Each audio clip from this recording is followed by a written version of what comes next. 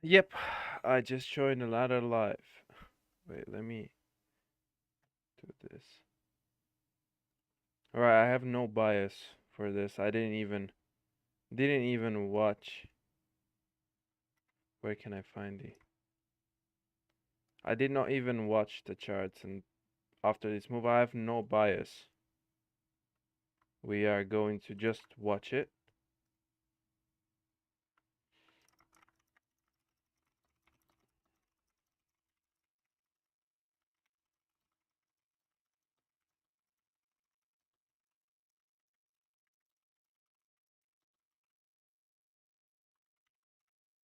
Alright, let me just paste this real quick to everyone so they can join.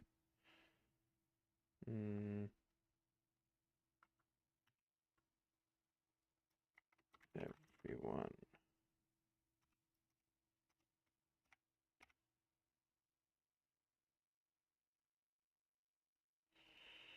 Alright. So I have no bias. I got my daily target right now.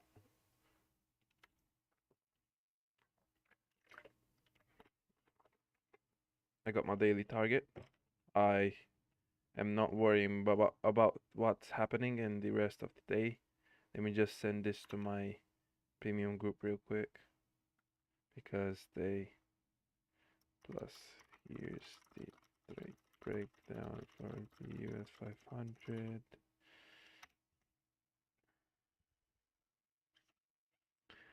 All right, so watching the let me just clear up my chart real quick. Delete all this stuff. By the way, I'm not trying to sound arrogant again, but look where we reacted from. I know, right? I'm arrogant. So right now I have no bias. I have literally no bias. My daily targets are now breached. So I am not looking at anything specifically. If you try and trade based upon what I say right now, you're just gambling and you're gonna lose because I don't have any bias. As I've outlined in my free Romanian groups, I believe, and in my premium groups, I wanted to see in the DXI, I wanted to see it rally above into this buy side. I told you guys that we can see the first 1 or 2 days coming down into this volume imbalance and then we can rally. I would want to see it go high with speed the next week through this and getting to this volume imbalance on the daily voice crack on the daily time frame. Let me just do this real quick and close Telegram because that's a distraction. And if you type something in the chat, I don't watch because that would just distract me and I would not see anything in the chart. So I apologize.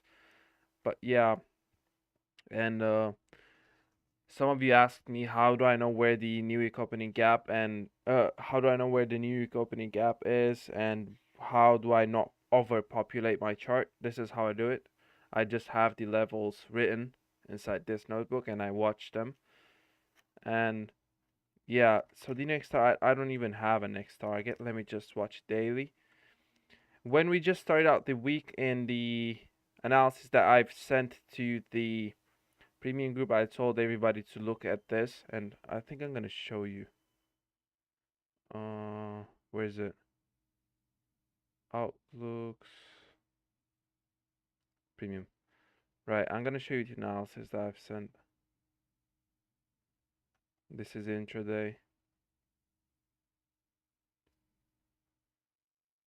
Euro, US 500 trade breakdown. Monday. When was Monday? 21.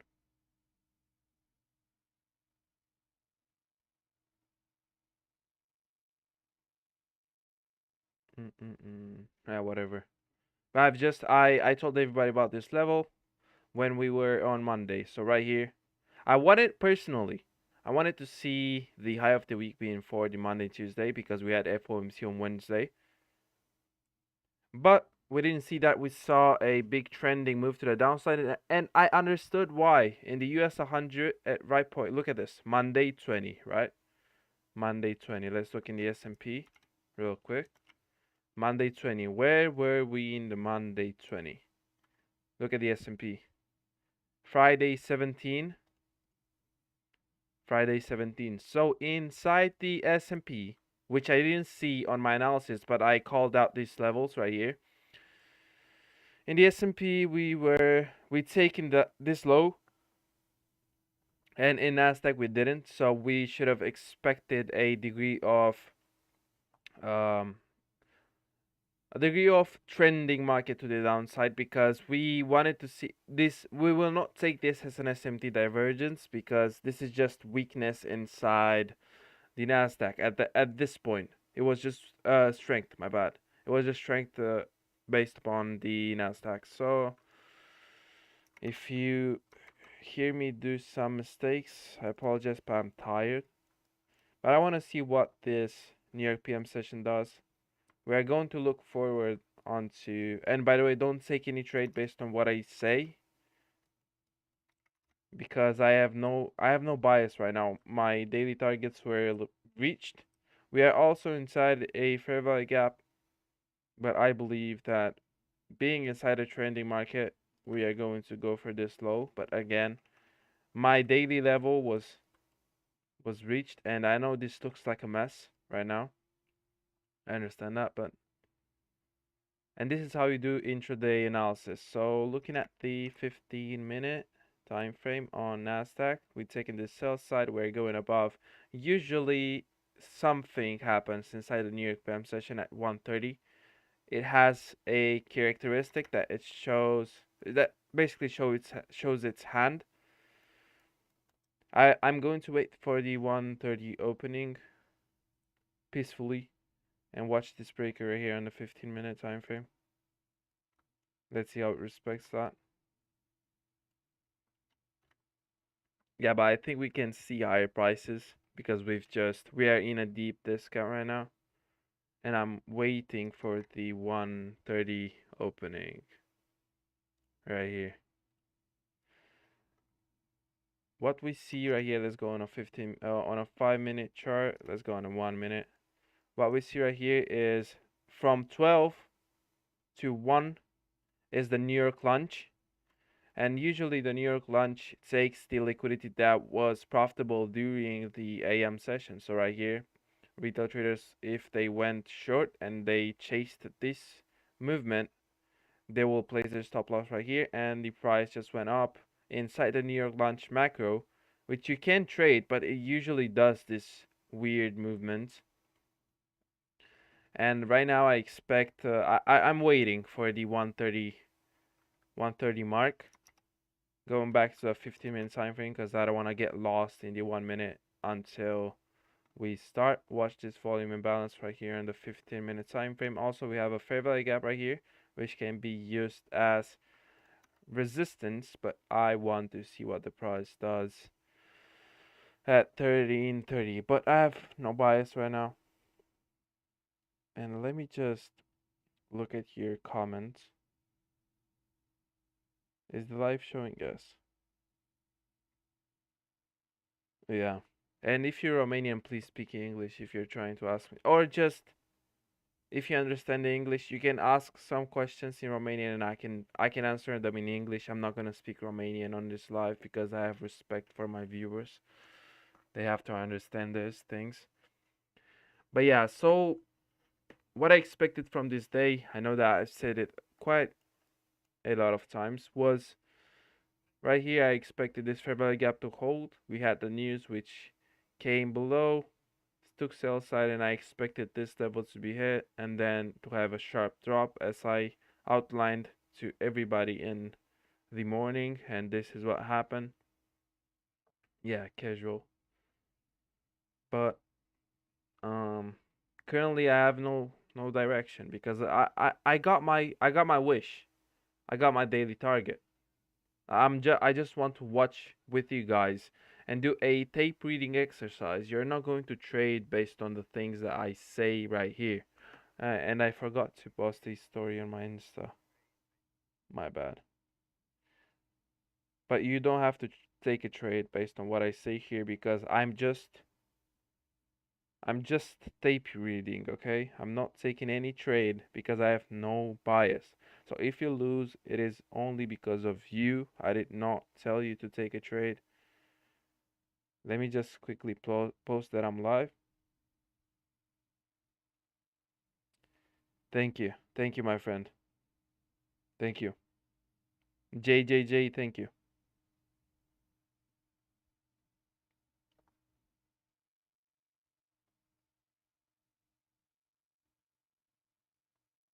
And I have somebody ask me, how you don't have emotions when you're doing these live streams?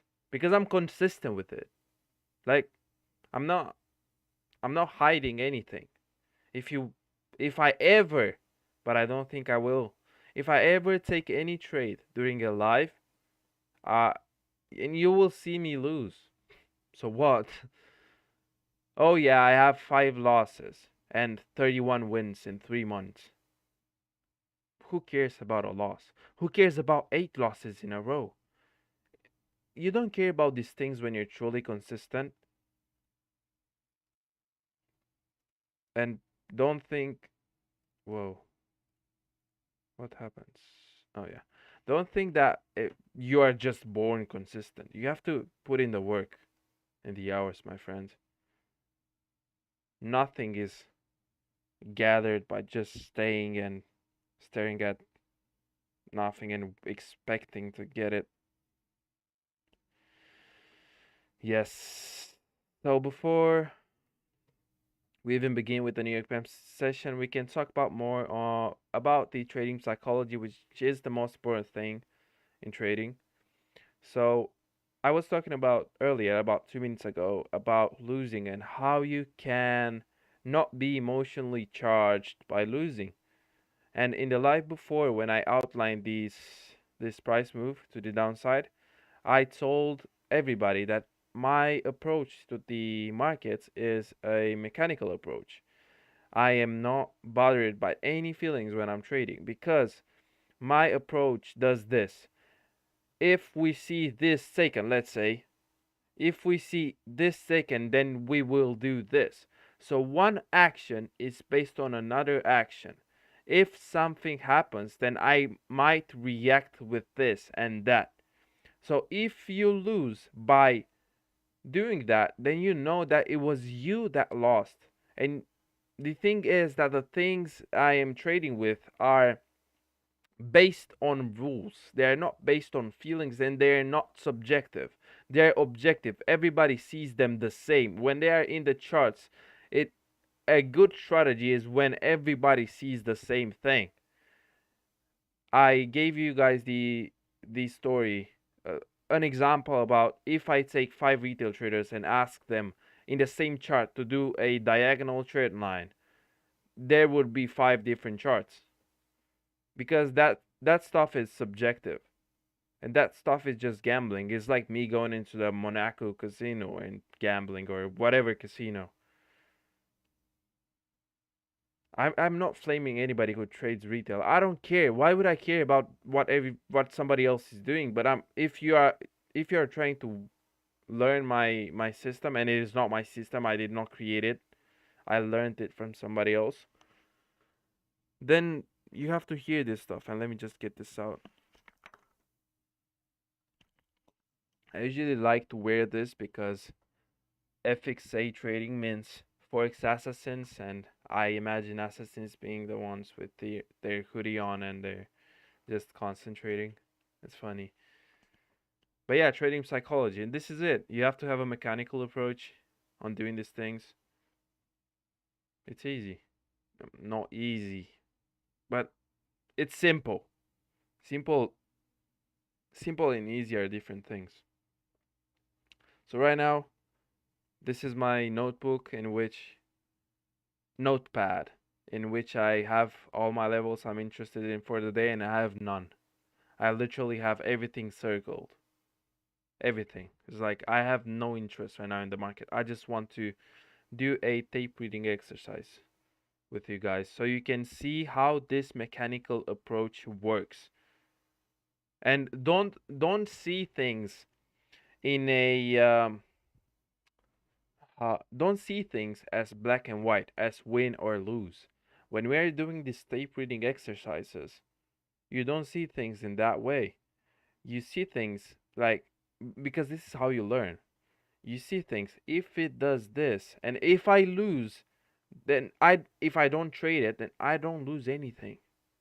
If you're just observing price and doing the mechanical approach, I will show you, you don't lose anything. You just win experience, and you don't even have to trade, because one psychological thing that happens when you have a trade on is that you now want the outcome. You are now forcing that outcome into the market, and you don't care about, you remove, you remove all sound logic. You don't care about the market anymore, you just care about the win. You don't see the logic of the market anymore. You just want it to drop into your target and or go up to your target, which is not the right approach.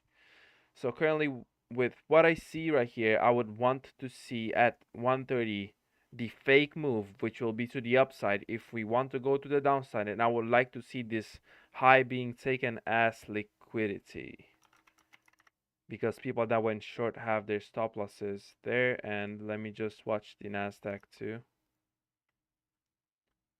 I would like to see Nasdaq over exaggerates these moves. I love Nasdaq, but S&P is just so clean. 8 more minutes. So if our bias is on the downside, I would like to see a fake move to take this high at 130, and then I would want this. I would favor this right here, this small little fair value gap, to be hit. However, However, we are inside a deep discount. Like, look at the lows we're taking. Look at how low we are inside the market. Inside the market. I was about to say that we wanted to seek premium right now. So we also have a fair value gap right here, which is also the new week opening gap from. Is this it? I think this is it. From 2020, 22 of Jan. Okay, 22 of Jan, look how it respects it. So if we are going below, listen up, if we are going below on the 1 hour time frame, what has my interest is this fair value gap, in which we currently are right now, but we can go deeper into it.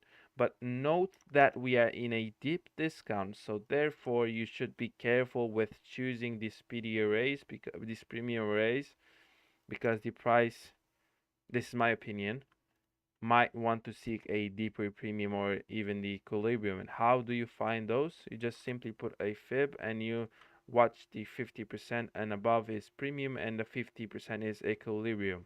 So if we were to respect this, indeed we would want to see the price coming to this fair value gap, which is a premium array. But if we are very trendy, like we see we are just falling down, we can just come into this fair value gap, or even this one above it that I showed to you, which is also, look in the left side, we also have this buy side imbalance, sell side inefficiency, which can act as a balanced price range. So we are careful. I'm currently monitoring this. This small little, this area gets smaller even. Watching this on a 1 hour time frame again. Let's see what the price wants to do. I'm not implying anything to the price. I'm not forcing my view into the price action. Okay, so but yeah, that's the thing with psychology. If you truly want to learn trading and you're not rushing to get rich quick, which if you're rushing to get rich quick, then you're not going to get rich. You're not going to get rich. But again, quick doesn't mean 6 months. Quick doesn't mean 1 year. Not doesn't mean 2 years. It means 4 or 5 years. And why does it mean 4 or 5 years? Because let's compare that to 40 years working for somebody else for less than a mil. Like, comparing that, you can see the contrast. But 4 or 5 years, you have to firstly not even push a demo trade. There, I and I was about to fall into this too. I had a friend that was when I just started trading, like 1 month in, we all put money together to get a 100,000 account, 100,000 fund account. I didn't even know what the charts really were. I didn't know why I had to sell what I had to sell, and of course I lost that money. Like, don't rush into these things because yes, they might hurt you financially, but it is not a big thing to hurt you financially. It is a big thing that you now are fearful of watching the charts. You fear them, and it is normal to fear them because you don't know what you're doing. And I did not know what I was doing, and currently I am still learning. I didn't know. I'm not at the end. I'm still learning, and I have so much to learn. But that's another discussion. So don't rush into trading, even demo. Like, don't rush. Why are you rushing? I don't get it. I mean, I get it. You want to escape the matrix and the system and everything, and that's another discussion. But you have to realize that you can't if you're rushing. You just can't. Yeah. So let me remind you real quick before we even start the session. Nothing I'm going to say is a trade idea. If you trade based on what I say, then it is your loss. If you win, it is your win, but I suggest you not trade. And I also have no bias currently. I usually like to do live streams when I have no bias, so you guys can see me have it wrong. I tried to do that last live, like the live before this one yesterday, this one today, but I just predicted the price 2 times again. Like I want you to guys, uh, I want you guys to see me lose because I know that I have certain haters that think that I'm faking it. So I want you to see me lose so you see that I'm human and I lose. But what am I supposed to do when I'm winning? Am I supposed to fake losses so you guys can see that I lose? That I lose? I'm gonna watch some comments before we get into the 130 opening.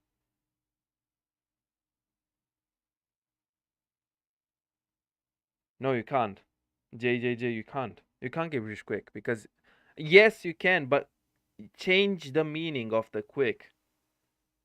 And about the imbalance thing, I don't want to give any insight right now. I have my targets. I I predicted the price from this from this high to this low. This was everything I wanted to do this day. So right now I'm just casually watching, but yeah, we can see the price come above for this imbalance, above the premium, but I believe in the New York PM we are just going to see another continuation to the downside and then into the last hour of trading, which is from 15 to 16. I believe that we will see a run to take the highs that will be formed into this session. So my premise for this New York PM is that we are going to reach for an imbalance to take this buy side right now at 130, and I told you this at like 13:15, but again I'm not saying anything. I don't like watching the US 500, the S&P, looking at Nasdaq now is just ugly. Oh my god, it's fucking ugly. I would like to see this taken at 130 as a fake move. If we see that, and we can expect these levels too. Right now, I would like to see price go above this. Let me switch to a 5-minute chart. Based on what I see here, let's see how the price respects this. I usually don't look at a 5-minute chart to be honest with you. A lot of choppiness right here in this price. If we indeed want to reach below these lows, which I'm gonna mark right now as sell side, I don't like seeing this at 130 currently. I would have liked to see the price take this highs or this highs. Okay. So currently we are monitoring. We're not trading the mean threshold of this. If it goes below that, then we are going to trade below this low. This is the approach. This is the mechanical approach. Listen up. if we trade below this right now, this mean threshold, and we do, wait, I remove that. Let's see how the next PD area is going to treat us, which is this volume imbalance. Watch out. Let's see how. Let's see what the price does after it takes this. If it does, volume imbalance, it can overshoot it a little bit.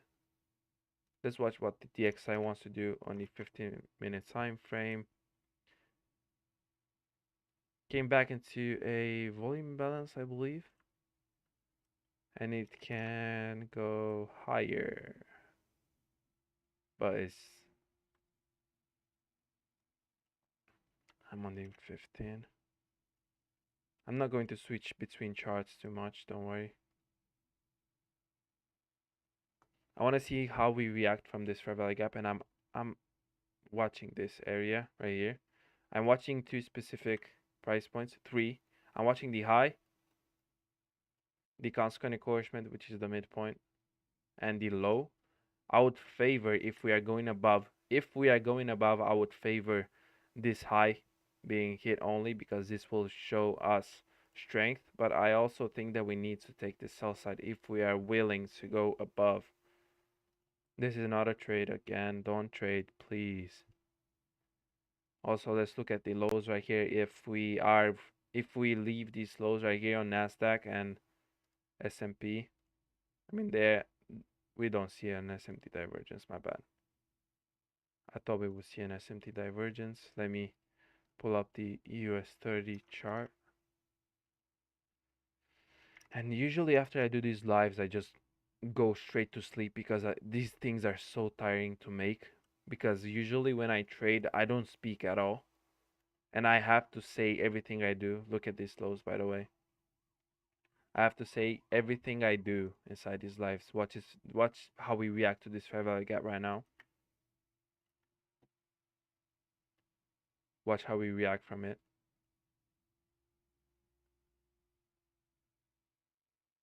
Let me go on a 1 minute chart.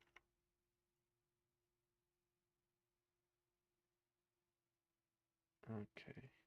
Watching the S&P. US 30 currently inside this fair value gap. Alright, I'm just going to focus on this chart.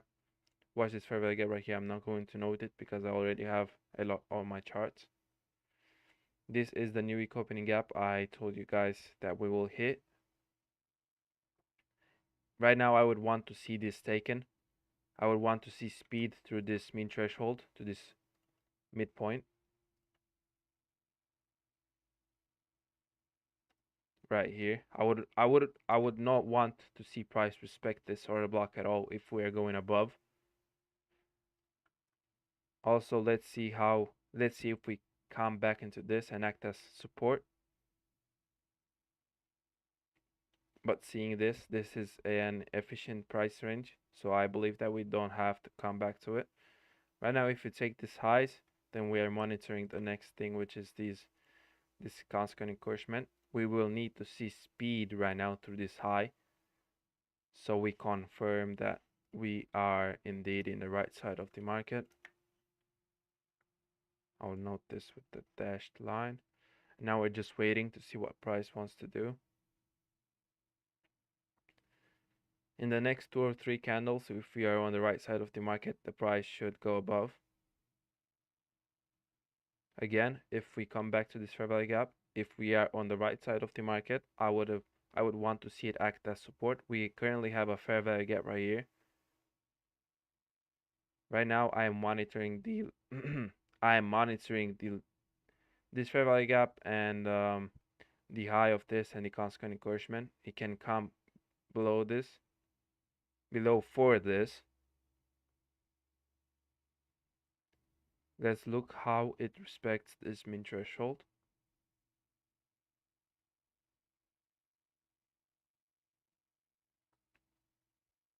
If we trade above it, then again, we would want to see bigger candles above this. Let me watch the 15-minute real quick. Bullish order block.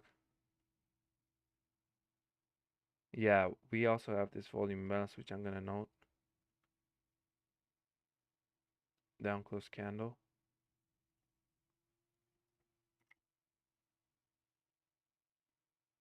Right, so we have reactions from this. Let's see if this kind of array would hold, and we are now going for the low. It is low probability right now for this to hold. We would have liked if we are still going to the upside, but the chances right now are 50-50. I would have liked to see the price remain below this constant encouragement.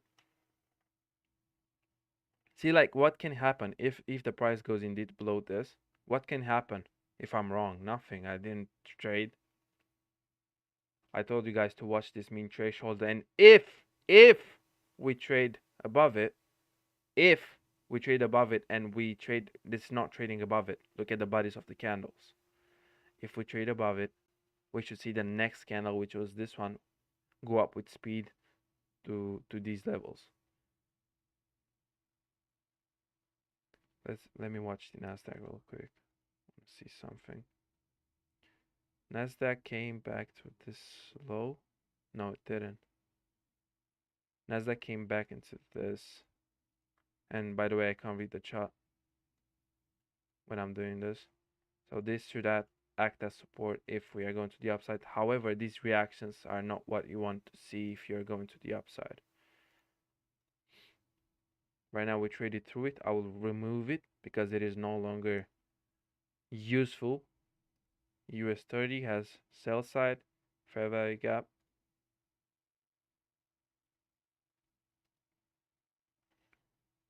We have a small little imbalance right here. Let's see how price wants to stay. But again, this reaction makes me believe that it doesn't want to go to the upside. We're just currently watching.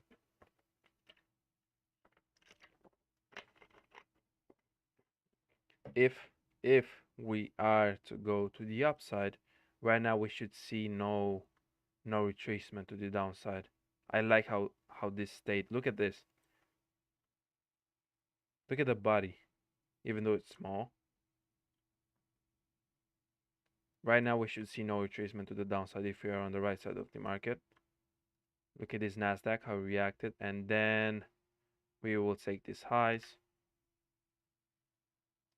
Nasdaq took them. Now we're going for this consequent encouragement. Next target.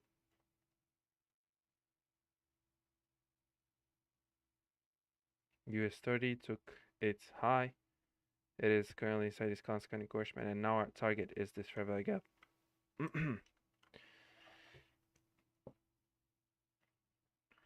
A sign of strength right now was that, in fact, we did not come into the consequent encouragement of this fair value gap. We only came into its high, so we are strong.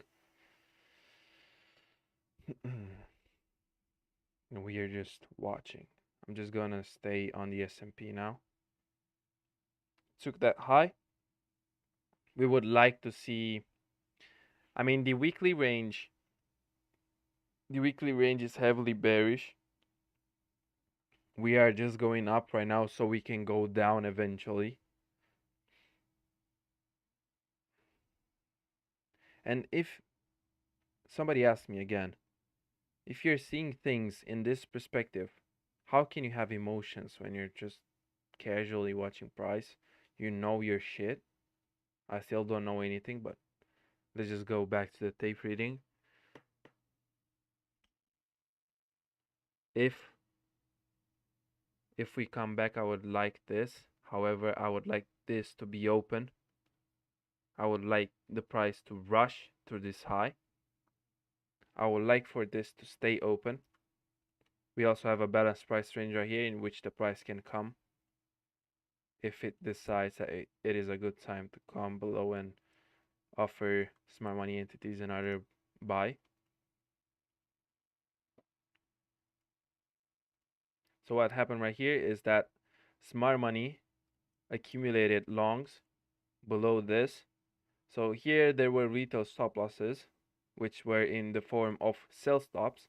We've accumulated, smart money bought, went above, fair value gap, in which smart money bought again, and we can see that the price.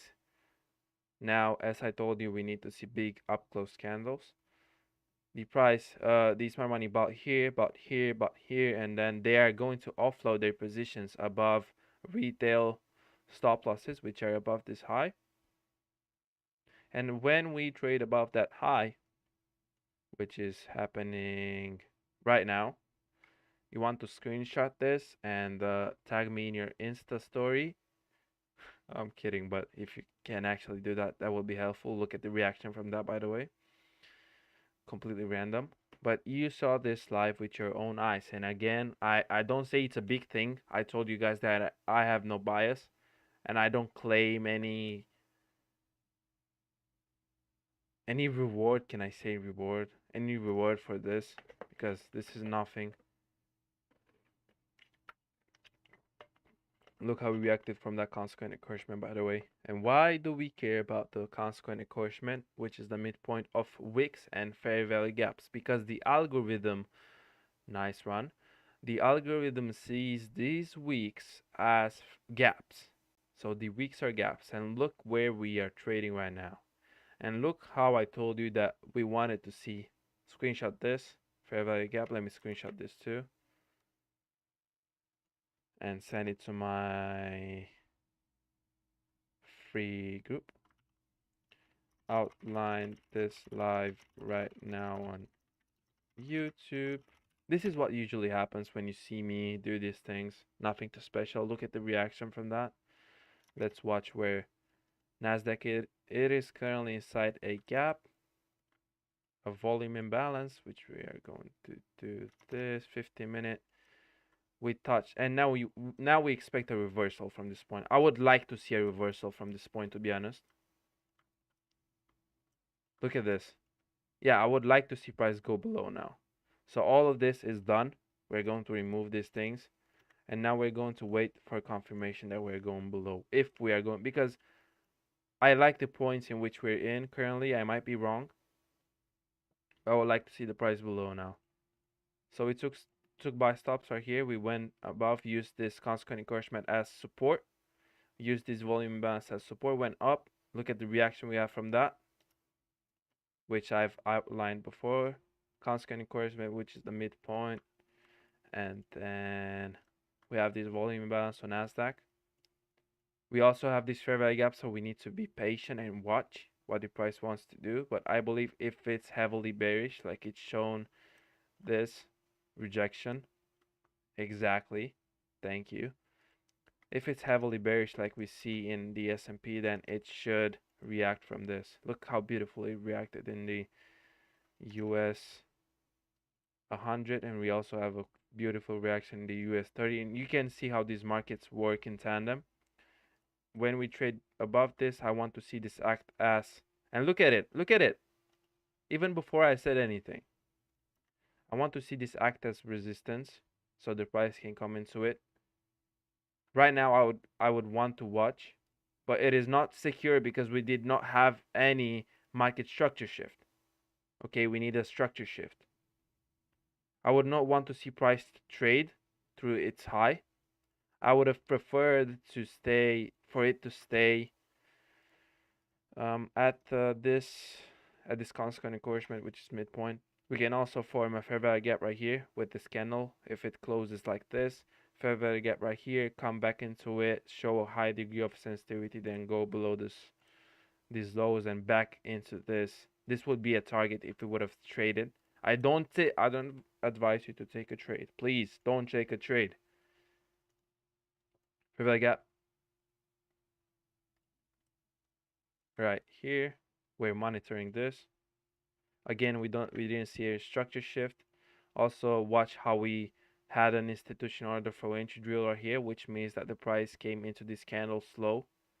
We disrespected this. I would like to see the bodies inside of this fair value gap if we are still inside, if we are still bearish, like on the idea. However, for a market structure shift, I would like to see this low being taken with displacement.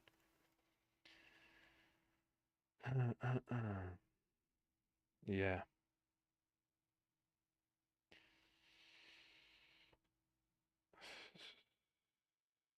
Random. No. Right now, We are inside this fair value gap inside Nasdaq too. I'm not gonna shift my attention anymore.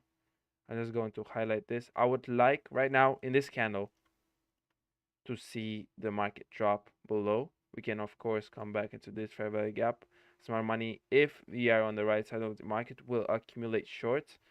Let's not forget that we took this buy side right here. But let's also not forget that we are on a deep discount. Okay.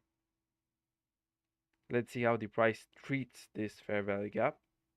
Nice reaction to its low. It can come to its consequent encouragement too, which is the midpoint.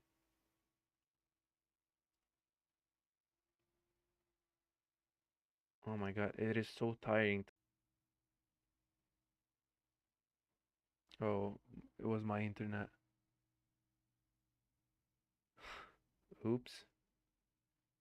Can you guys still hear me? Let me see if I'm live. Yeah, I'm live. It was my internet. Nice reaction from that. Let's see how the price treats it again. I would like to see a high degree of sensitivity right now. I would like for the price to not go above it. If we go above it, then we are coming back to this consequent encouragement minimum.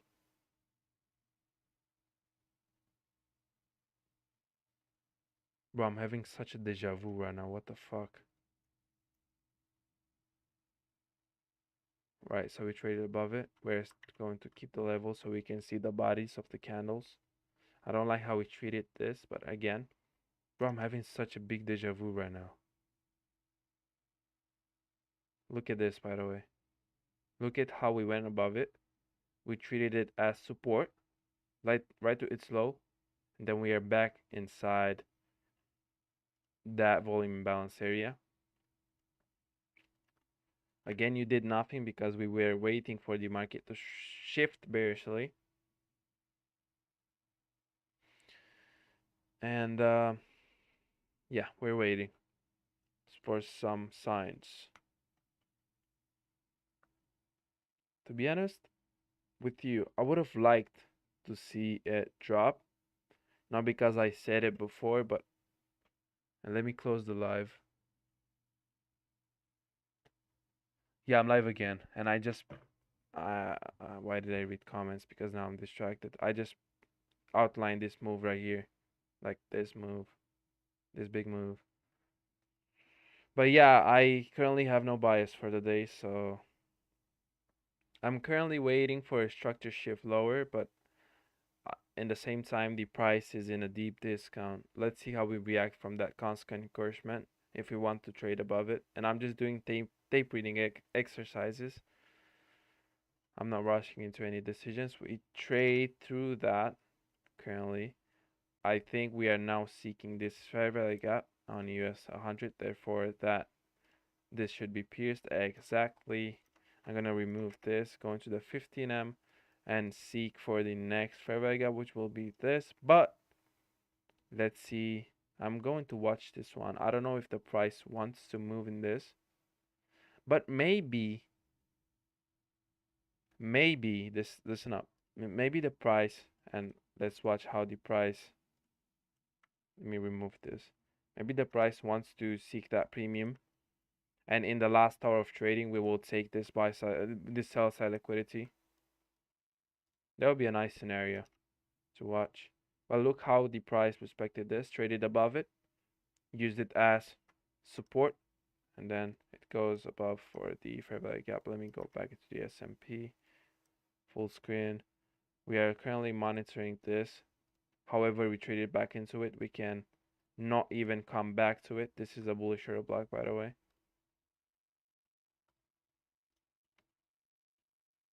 If this candle closes like this candle will form a fair value gap. It could come back into it.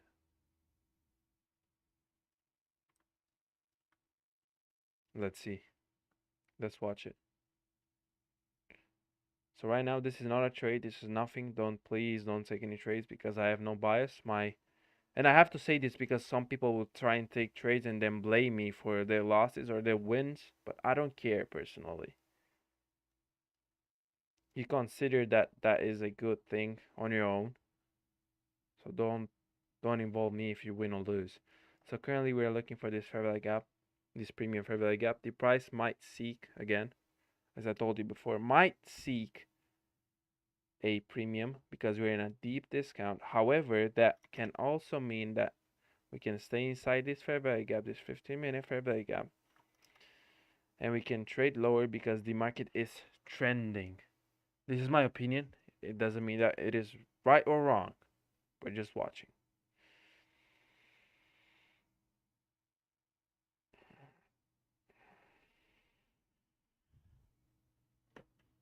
I'm looking for three specific levels.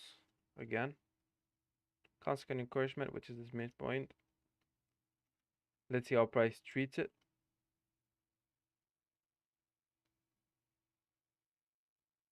And I'm also interested, but if we want to see strength, and let me notice equilibrium right here.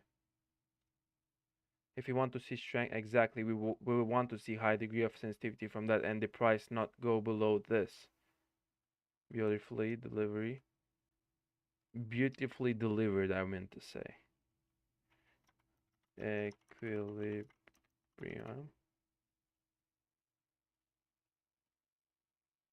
Center. Right now we should see, watch this bullish order block, by the way, main threshold. We can come back into this, no worries. I eyeball it. Let me see if I'm correct. To the tick. Main threshold. We would want to see price react from that quickly. However, this is what we want to see if we have strength in price. However, let's monitor this inefficiency, but I would not prefer. It can come back to it, but I would not prefer to see a run below it, below for it. Exactly what we see right here. So I would not prefer this. Let's see the situation. Sorry for switching so much, but let's mark this out too, just in case. And let me do this red.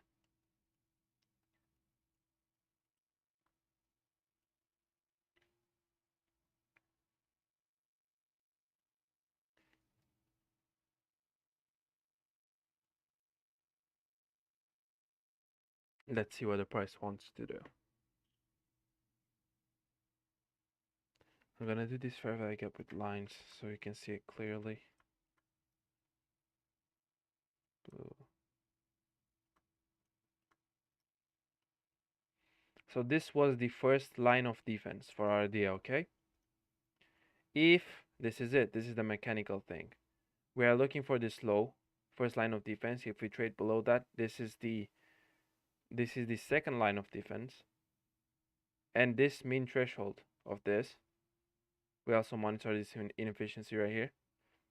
If we trade below this right here, then our idea is invalidated right here. And we will look for sell side. First line of defense breached. Second line of defense currently in play. Let's remove this for clarity. Told you right here that if we were on the right side and if we would have seen strength, we would have wanted big up close candles. 130 opening went below.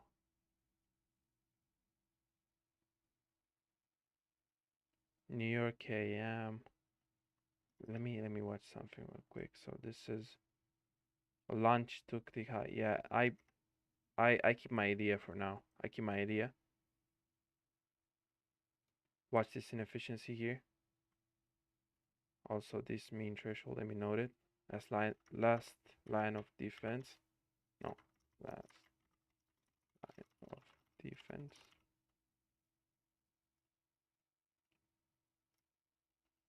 We would want to see the next 2 or 3 candles. If we are on the right side of the market, we will want to see the next 2 or 3 candles have a high degree of sensitivity, which means that we want to see them react highly, quickly to snap. Watch this inefficiency right here. And then this, if we trade below this, then our trade idea is gone. Watch this right here. Let's see how it reacts from it. We would want to see now like the price reject it real quick. And we don't see that. So this is the 15-minute fair value gap.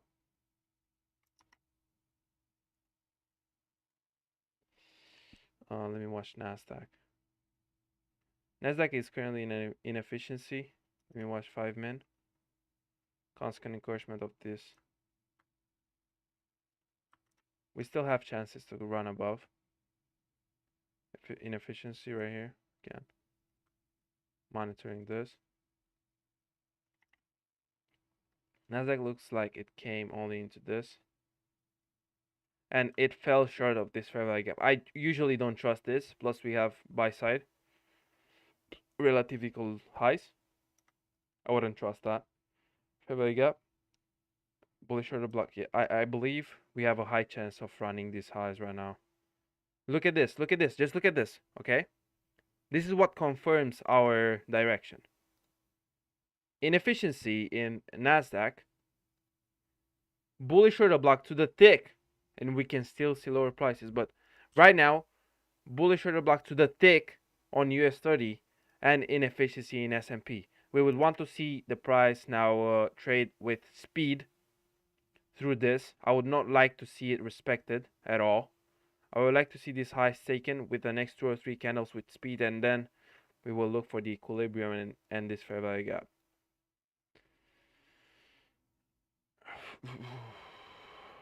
I don't like this, but we need to see speed right now, okay? Keep this in mind. This is a very shorter block. We would want to see speed through its mean threshold. This point, the 50% point.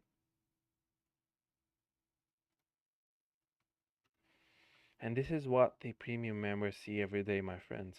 Do you think that if you stay and hear these things every single day, you will learn how to trade? How can you not learn?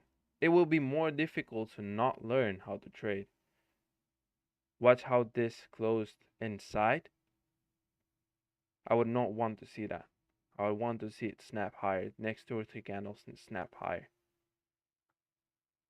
But also watch this inefficiency. We traded above it. Could use it as support. Watch this. I want to see the price remain above the constant encouragement, but that is permissible also. And by the way, I just switched to, this is not an excuse, I just switched to US 500, which moves differently. Even though they are the same, it has a specific algorithm. So the NASDAQ, as you can see, it kind of overreacts. But the US 500 is more calm.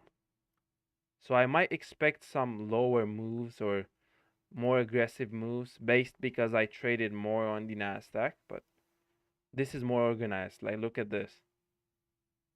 Right now, as we see in NASDAQ currently we're reacting from this, which is what we don't want to see.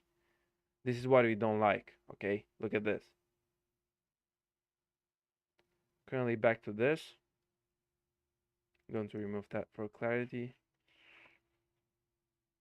Mean threshold. Let's watch that to confirm. But look at this reaction. If we trade below it, then yes, we are going below. What did I tell you that I don't want to see if we are going to the upside?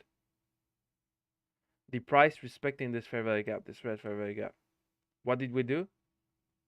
Respect it. Currently, I'm going to remove this. The idea might be invalidated. Last line of defense, if we breach through this, then we are looking for this balanced price range plus fair value gap. If we create one to the downside, we took sales are here in inefficiency. We're currently between ideas. We're just watching, not taking any side. Look at how the body respected that, by the way. Currently, took sell side inefficiency right here. We did not breach. We did not breach the last line of defense yet. We did not go through it yet. Okay.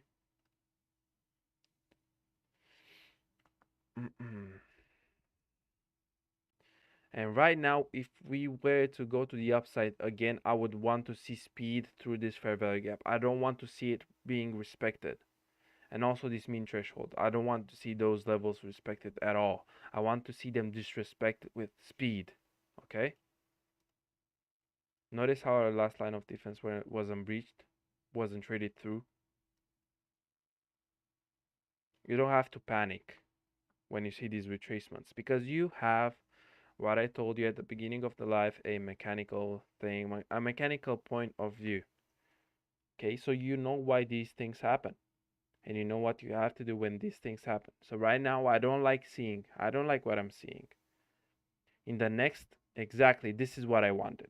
See, and now I want to see it trade with speed through these highs. Exactly, my friends. We're going above this right now.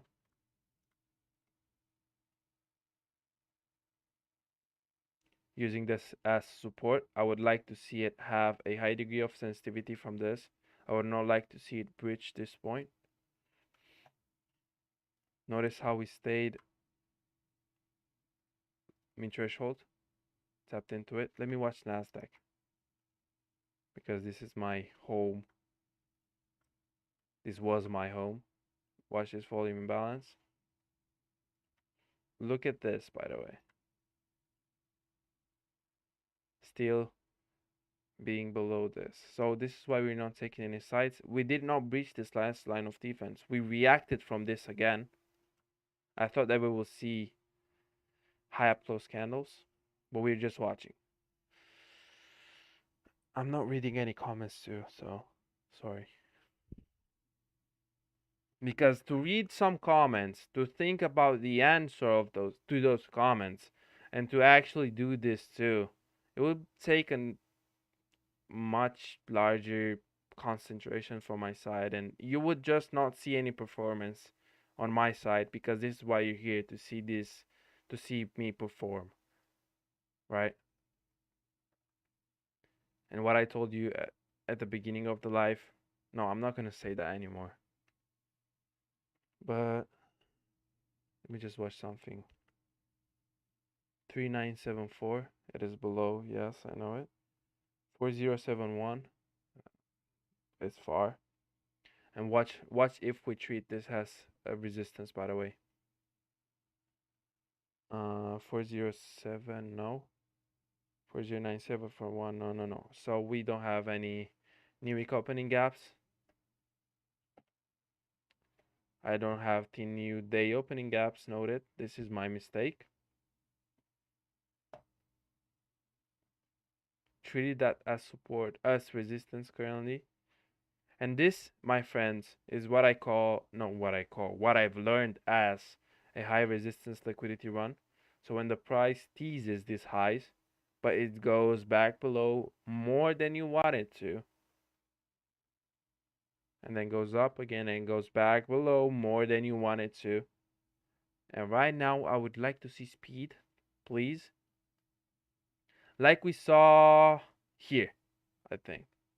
Like we saw here, this is a low resistance liquidity run, big up close candles, right?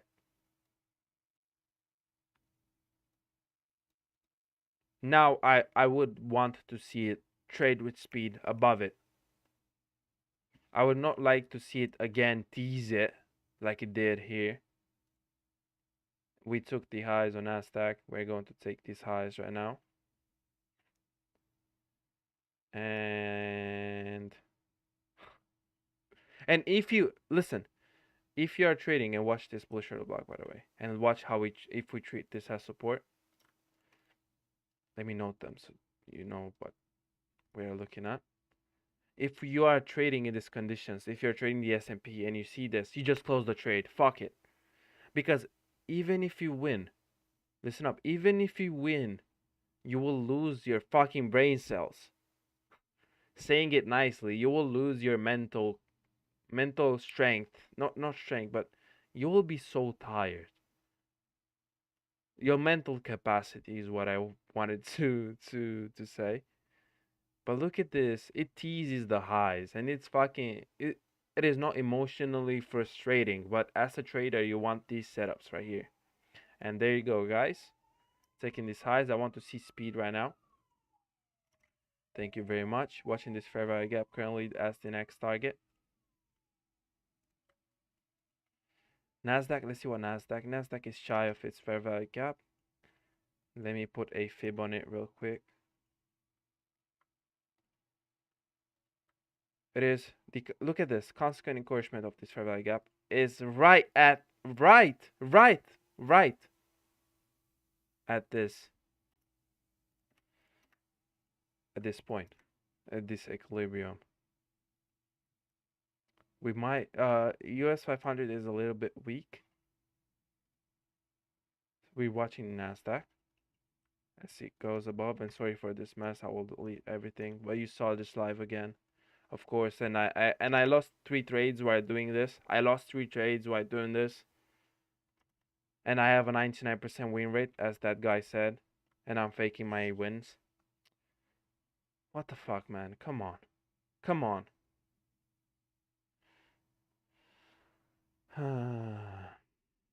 Yeah, and after this live I have to do more studying because I didn't have some mistakes today. Today was great, but I have some mistakes. So listen up, guys. If there's somebody still watching this live, because I don't know how many of you guys are watching. Listen up. After a day in which you performed well, this is the time where most fall. Understand? And I don't know if I should look at the camera or not. Understand that this is the day when most fall because you think that you're something. No.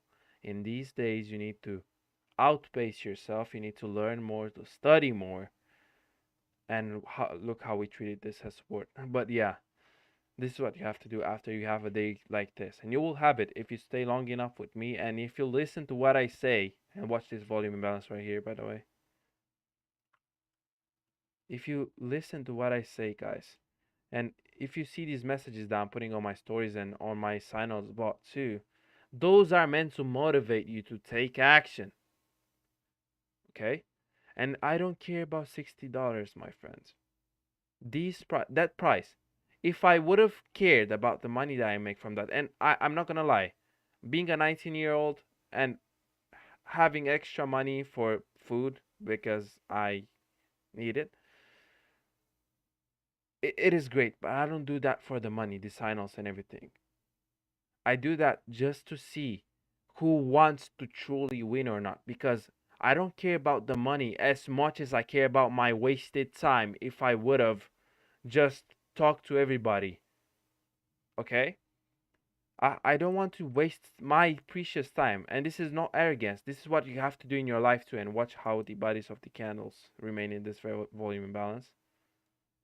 But this is how you need to treat your time too. You don't have to be scarce with your money. You have to be scarce with your time because your time you will never get it back. Let me watch Nasdaq to see where we reacted from. See Nasdaq touch this. So right now we can expect lower prices. I would have wanted for the S&P to go higher, and we can potentially go higher to this constant encouragement, but I'm not. I just outlined the price from here. We will see what the price does in between, but so value your time, guys, more than more your money, because and value experiences more than your money, because your money is just an illusion, my friends. Yes, it is good. It gives you the freedom to truly enjoy the moment you need to enjoy, and watch how the price came into this bullish order blocks open. I fucking love you, the US 500. Like, what did we react from in this? And you want to screenshot this and see and tell everybody that you saw this outlined live, guys. Okay. What was I talking about? And also, notice, please notice how we did not go below this. If this is the mechanical system, I told you. If we go below this, notice how I did not say this or this. This specifically, I said if we go below this, then we will see our idea invalidated. What did we do? We trade close to it, yes, but we did not trade through it. And let me see something real quick, because I will need to add this to my journal. If this is what I think it is, then oh my fucking god.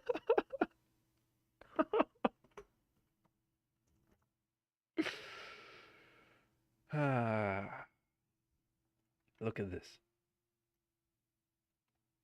How can you not love this? Like, look at this. Look where we came. This CB turned support for the price. I'll usually note this. And while we're at it, please let me do my markup for my journal. Please and thank you. While we are trading above in this, while we are trading above for this constant encouragement, let me zoom this in. So we have this sell side taken. We're watching for this level, which is a buy side. Thank you. And screenshot this. We're inside this fair value gap I told you guys about. Thank you. During all this live streaming, we began at this point.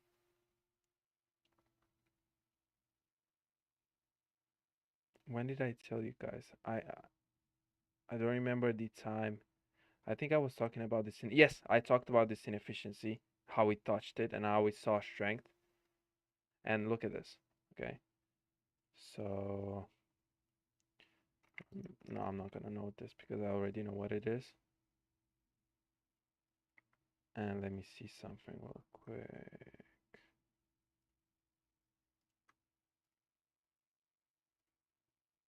No, not this one. The -3 projection is right into this constant encouragement of this fair value gap. If we are to trade below right now, this would have been the high. And we will go below now. If, but yeah, this is, let me write on it. Notice how you saw this live and notice how I did not lose anything by doing this exercise. -3 projection level. Center. Look at this. Bro, this is beautiful. CB turn, no. As support. Let me write this as constant encouragement and we trade above that. I told you that we're in a deep discount and we might want to seek, we might want to seek premium. And I'm going to stay in this live until 16, until the last hour of trading. And I will want to see a run below for the liquidity that's remaining. Notice where we trade above equilibrium, where I told you guys. Let me put my FIP back.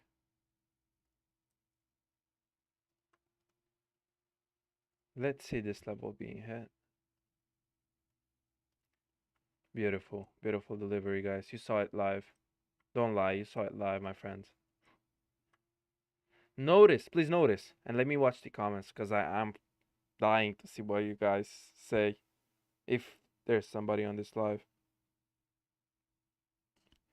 Haters will say 99%, why not 100? That's true. I don't care about haters.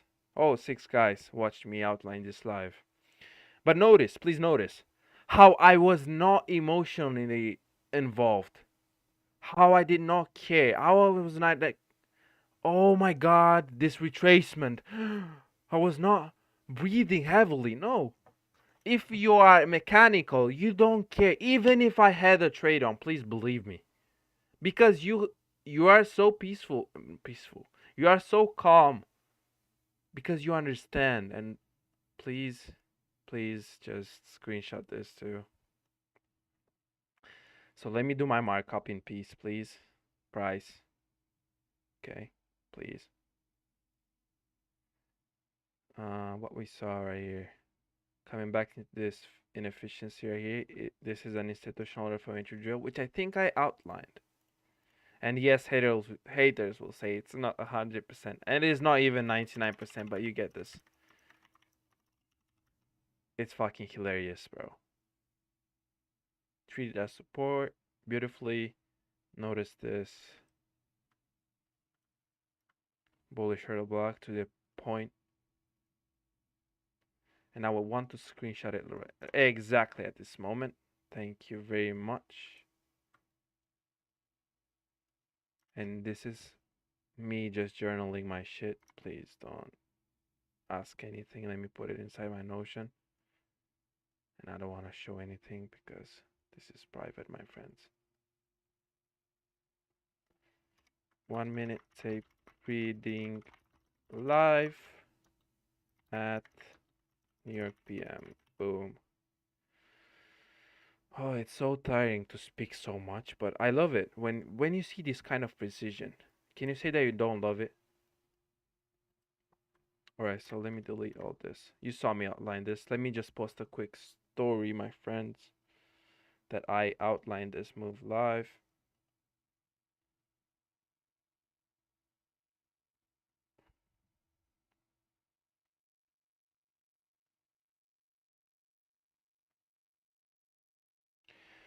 Where the fuck is that guy who told me about the losses? I want him to see, not because I hate him. Oh, and by the way, look where we're trading.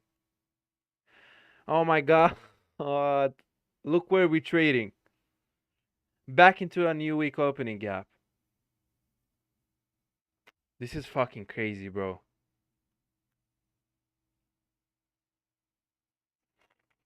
Bro, 12 12 1 1 12 177.8. I have it right here. Look at this. Bro, how can you not love this? We can see a reversal right here. I would like to see a reversal right here. But this can act as a dynamic price, dynamic support and resistance, like support and resistance would act. Can you see this live now? I don't even have to do a video. How does it feel? Literally, how does it feel watching for the consequent encouragement of that, by the way? Let me see what we have on. And for this beauty, I would like this fair gap, please and thank you. And then, but I don't know. Let's see.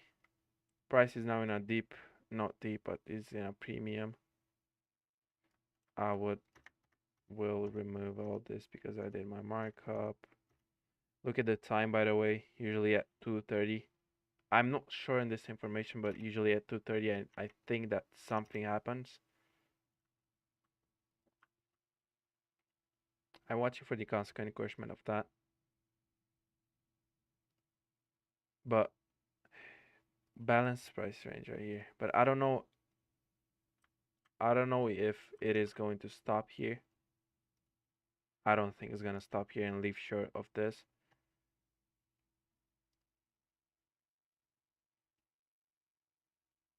Watching this level.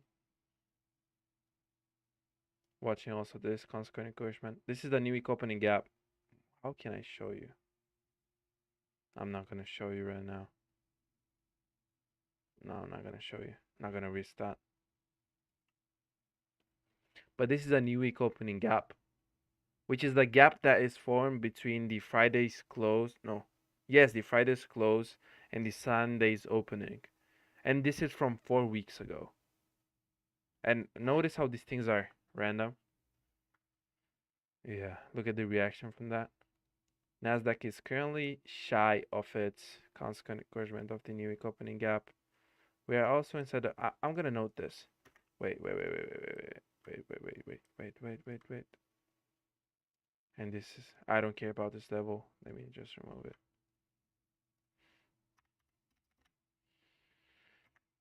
Yeah, haters will say it's 99%. That was funny. How many points is this, by the way? Not that I care that much from this. 23.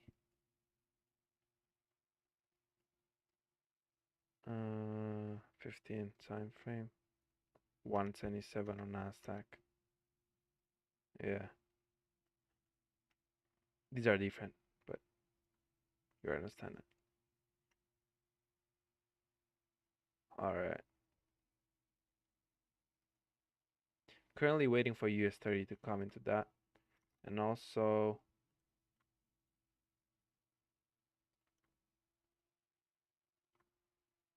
we are in a nice level inside the XI. We can see a run to the upside from this point. I would like to see a run to the upside from this point. It looks clean.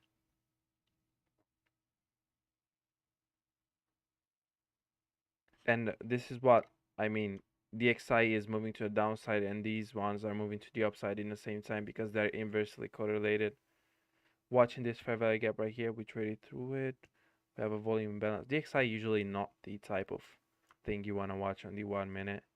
It's just my opinion. I think we need to go higher. I don't like how it stopped right here. But we also have this very short block.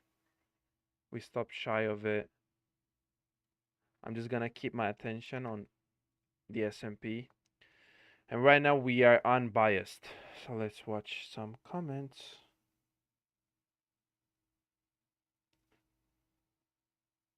I don't use OT. I mean I use them. I use the OTE levels, but I have them inside my head. I don't have to use a Fibonacci anymore for them. It's like I've saw them so much that I fucking can identify it just eyeballing it. And you saw me do it in this mean threshold or this mean threshold. Yeah. Like right here. Let's see if I was totally wrong. Yeah, I was off a bit, but I usually can eyeball this pretty much with precision too because I've saw them so much. I don't like to overpopulate my chart anymore. And this is why I have this. In this I have all of my levels.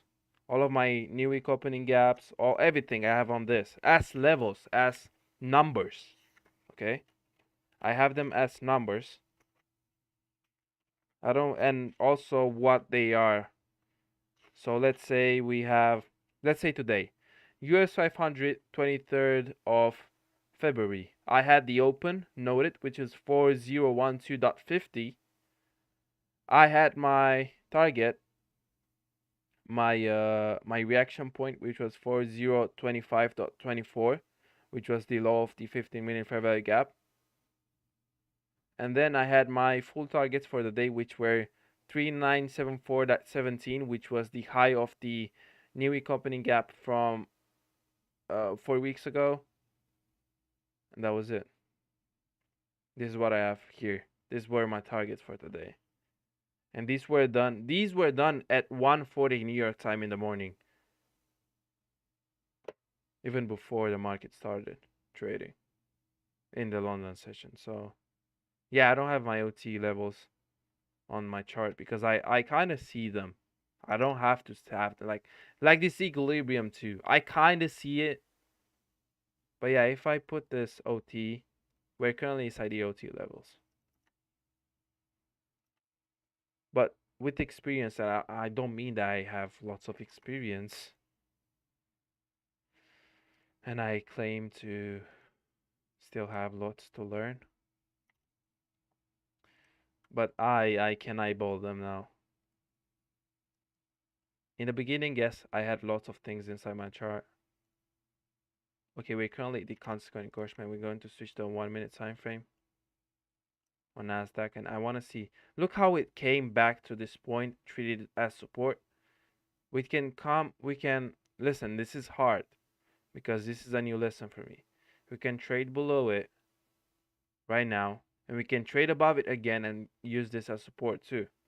So this can only be a speed bump. So I don't want to highlight any ideas currently. I would like to see if we are going below, and let me do this. If we are going below, I would like to see displacement below these lows and below this low.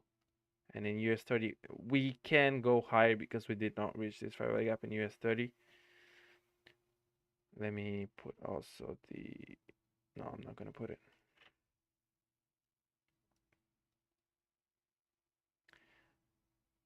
But yeah, basically I outlined for you guys a move above equilibrium into this fair value gap, I think it was, onto this live, how you need to process it mechanically, how you need to think about it mechanically. We're still not there. Watch this imbalance, but I'm not gonna watch US30. Right now, what I would like to see is US30 make a higher high, the S&P make a lower high, and the Nasdaq make a lower high. So that would show that the US30 is strong, and that was only a run on buy side. And these are weak. So if we're going to the downside, we would like to see that. Let me remove this. We also note that we're taking buy side right here. So the paradigm shift. Retail traders that had their stop loss here, it was taken, and smart money, which is the market makers, which is, I'm not gonna say that word again, sorry. Smart money bought here these sell stops. They bought here and they offload them right here at retail stop losses that are in the form of buy stops. Okay. Yeah. Let's watch how the price reacts from this inefficiency. I like how it closed for the upside, I mean. And let's watch this key. And somebody asked me if I use indicators because I had this on my chart. This is not an indicator. This is literally the US30 price action. This is not an indicator. This is literally US30 price action. So we have this, and we will set it to high because we want to see an SMT divergence at the highs. If we are to trade, I would like to see this go above this, and in the S&P I would not like to see it go above. Let me note this again.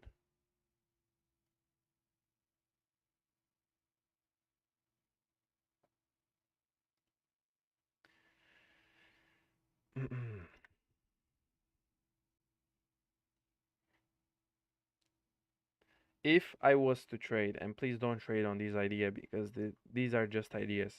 If I was to trade, personally, I'm not gonna say my weak point. That would be just suicide. Personally, what I would want to see is the price run this low with displacement, but also another run with displacement, because we also have this, and we are heavily bullish right now. But yeah, let's see if this makes the higher high as we want it to. So it can reach up into that fair value gap. US 100 is in the consequent encouragement of the new week opening gap. Watch how that it made the higher high now on US 30. It is highly probable for US 500 to make the higher high. But notice in the time too, so it's 14:30. We made the higher high on US 30. We didn't make the higher high currently. I'm not saying that it is going to stay like this, but currently we did not make the higher high. However, I like how it reacted from this. From this consequent encouragement, I like how it stayed below it, but let's see what the price does. So we are currently, I would like to see this only as a wick, like to instantly go down, if I am correct. I would not like, yeah, we're going above this, I believe. Let's see. This high with this high.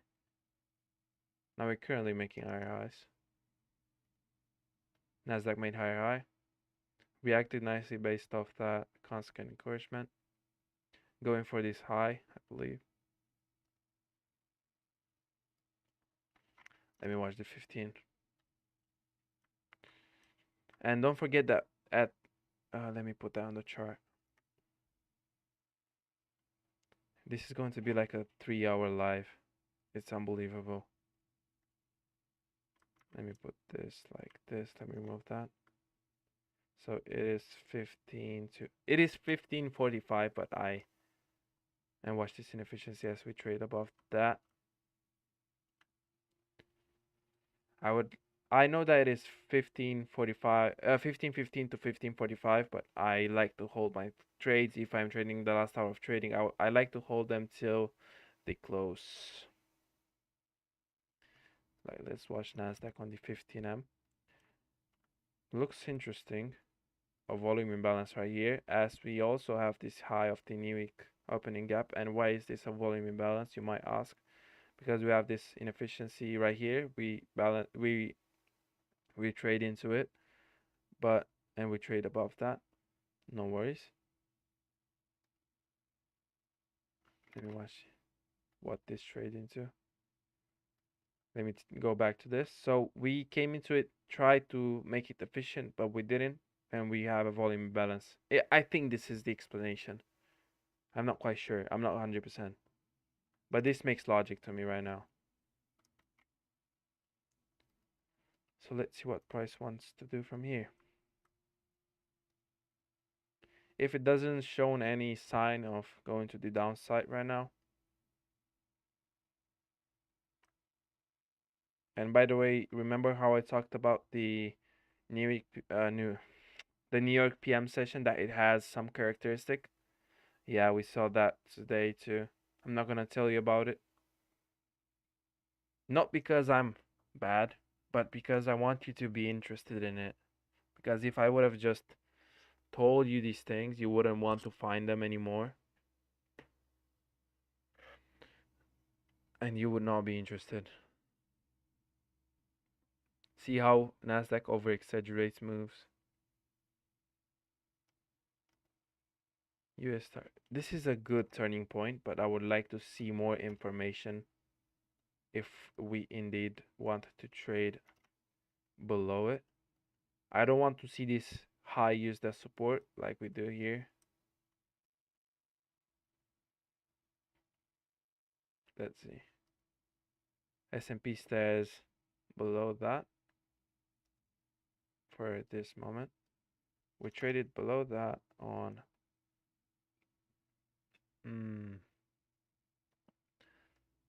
currently what I see in DXI, but DXI is moving weirdly. If I'm correct, we should trade below this and we should see an up movement right now in the S&P and Nasdaq, but let's see what we have in the 15-minute time frame. We have this liquidity from the 9:30 opening. Let me watch how the daily candle looks like. We are in an inefficiency right now. Let me check the consequent encouragement of that. We are trading in. That's interesting, to be honest. I know this looks like a mess. This looks like a mess to me too. Don't worry about it. I would like to see how price respects this. However, I would have liked more to see price reacting from that volume imbalance. US30 just going above. We also have another inefficiency right here.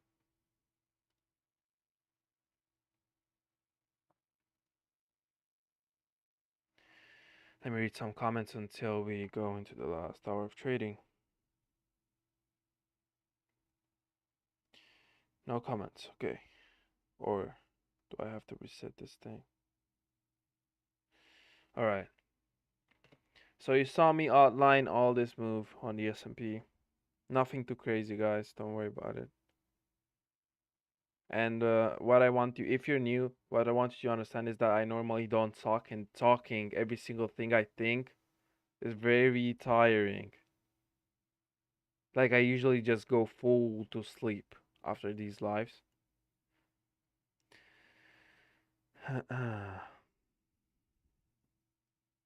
I'm just going to stay Oh, interesting. Wait, 5 minutes.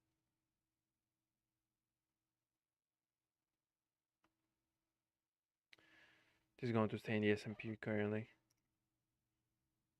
Don't want to switch charts so much.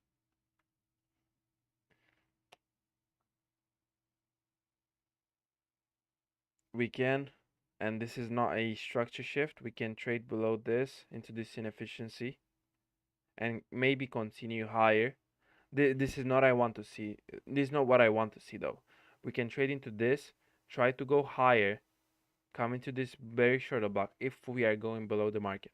If I'm not saying we go. If we are going below the market, we could see this inefficiency being filled, or I would prefer this one because it would show weakness. We can form a swing low, come back to this very short block as we create a fair value gap. You can already see that I'm tired. We can create a fair value gap and then continue lower. This would be my idea if we were to see lower prices from this. If the XI is indeed not going for the sell side.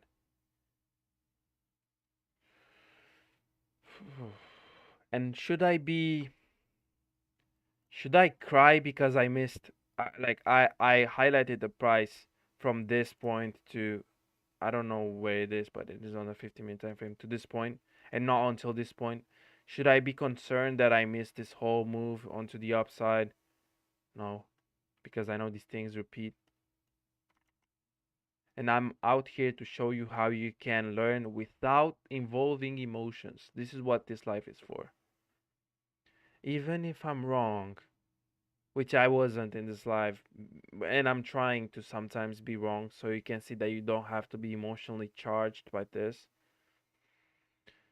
Even if I'm wrong, I don't care. I don't care. And this is not me being like, I forgot that word.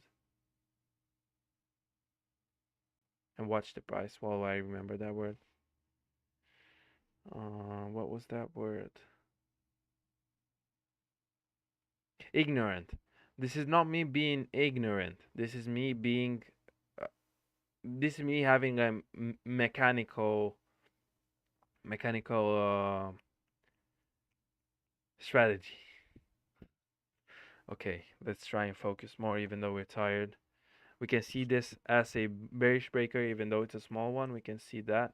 Let's see how price respects this. This is not a trade signal. If you take this trade and you lose. And by the way, I highlighted to you guys that we can see the price come below this and trade into this inefficiency. And I would like to see lower prices from it. Watch how we. Let's monitor this mean threshold while we're at it. And yes, I could eyeball it, but I want to be precise. This is what I told you guys that I want to see. And I would like, not the next, and by the way, this is what I told you guys that I want to see. But we can also come above. Don't forget that. Look how we reacted from that fair value gap right now. But we can also come above because this sell side was jumped into an inefficiency. And what we see currently are not bearish signs. Okay. Watching this mean threshold currently. Let's eyeball it right here. It is fun to do that.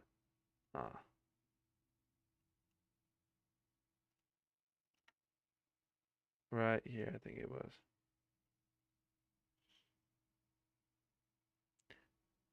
If the scenario I thought about, but we are seeing signs of bullishness currently too. If the scenario that I told you guys about will happen, this is exactly what I told you guys I want to happen, but I don't want to see price reach out again above this. I don't want to see it, and I want to see that reaction. And I told you guys that I want to see a swing low created like we see right here and right now. If we would have traded through this with speed and distance, this is exactly what I told you guys that I want to see. If we trade through this with speed and distance, okay? Funny. But again, this is not a structure shift currently. We did not trade through it. Don't get don't get all hyped up for nothing. We currently shifted. However, I would not trust this currently. I like entering moves when they're already moving because that is more safe and I like to be safer sometimes. When there's a reversal point like this, I I prefer to be safer than to take a loss because I did not wait. I also like what would make me confident to take a trade, and this is not an invitation to take a trade. What I would like to what I like about this and what makes me confident is this constant encouragement, how we stayed below it. We're currently seeing a structure shift. We will want to see a fair value gap created. Let's see how we react from this. And our targets, I don't know. This is because this is a big range. Let me see how the daily candle looks like. So it is quite indecisive. I would like for it to close like right here onto these points. I'm not gonna predict the entire closing point because that's not the point of this live. So let me annotate this real quick. Minus OB, consequent encouragement.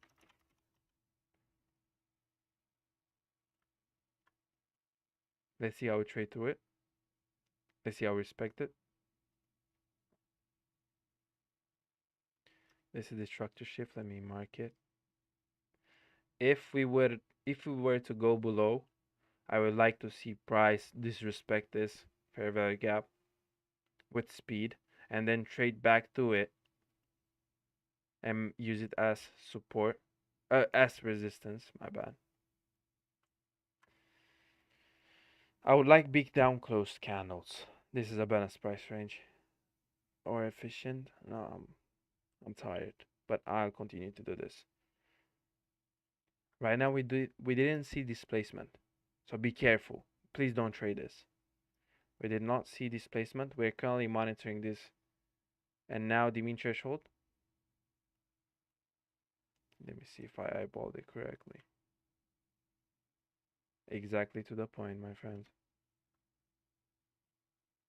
I will keep this at the mean threshold. Let me annotate it as mean threshold. And if you trade above it, I would not like to see it trade above it. And inefficiency too. I would like to see a high degree of sensitivity now from it.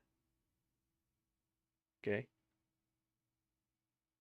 Coming back to this fair value gap, I would like for the candles to close below it,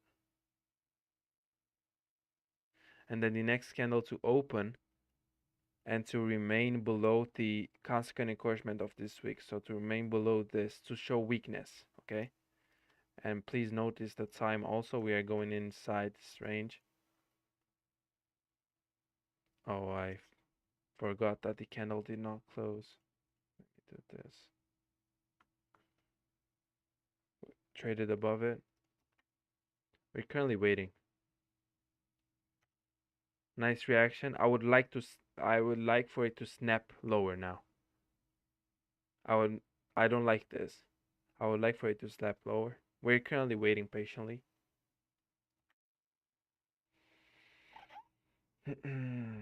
But please notice how we reacted from this fair value gap too.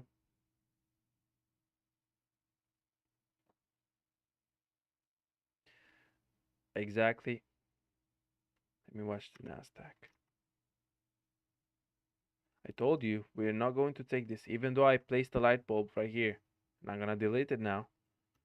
Even though we had this, I don't trust it. I like to see displacement. You can't say that I'm wrong because I said that. Displacement means an aggressive run to the downside. This is what I was expecting to see for if I was in a trade for a confirmation to enter. Okay. Still inside this fair value gap, we also have a oh, this looks good. Buy side imbalance, sell side inefficiency. And let's see if we diverge We also went into this bullish order block. This is right here. 1 minute. I don't like how the dollar looks. Constant encouragement back. Watch the highs. 1 minute. Watch the highs, guys. This made higher high, lower high, lower high. If we stay like this, then this is a sign of weakness in both US 500 and US 100, and it is a sign of strength in US 30. If we stay like this, if we trade below this low right now, and we stay like this, and please don't trade on everything I say because you saw me. Matter of fact, no, please don't trade on everything on something I say. Look at this. Currently, I will tell you to look at this. I like the reaction we had from the consequent encouragement. Look at this. So this means that this was just a run into buy stops. If we were to trade lower and if our idea is correct, I like the reaction on Nasdaq, by the way. I told you that Nasdaq is the one that overreacts shit. See? Look at the S&P, look at the Nasdaq. This thing overreacts. And I was about to say something that will be called misogynistic, but I'm not going to say it. We don't like to see that. We currently are just watching. And I will switch between these because I want to see if this remains or if we indeed if we make a higher high on S&P 2. Watching this consequent encouragement, by the way. This would be if the candle goes below and wait. If the candle goes below right now with aggression, then this would be a sign of weakness because it didn't even reach the consequent encouragement of this wick. Okay. Nasdaq is overreacting, as I told you, came into this volume imbalance, reacted from this new week opening gap high, and we should not see it trade above this if we are on the right side of the market. Notice how we also did not take the low on the S&P and we took it on Nasdaq. I told you that that motherfucker was overreacting. Shit. And we're going into the 3 p.m. So now we should see other specific things. So let me think about it real quick. In this range, I would like for the fake move to happen. I would like for a level for the fake move, which will take the buy side or sell side to happen. So we can indeed see strength in US 30 until 15. And then we will take these, or we will go below with aggression, form some highs, take the highs into a fair value gap, and then continue to the downside if we are going to the downside. But I want to see what happens. I want to see if this stays like this. Consequent encouragement.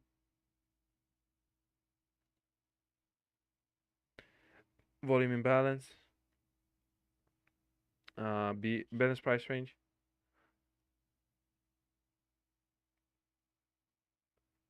So right now, if we're going below, but this needs to be addressed with attention. And I know these are so many lines on the charts. Believe me, these are distracting me too. Let me just annotate them so you see what they are.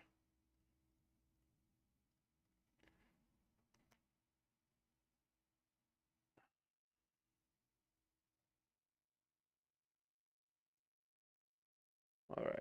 What it is? I was 1 hour and 45 minutes. Not that much. Fair value gap. Notice how, notice the strength in US 30 currently. Look at how it dropped in Nasdaq, but look at this.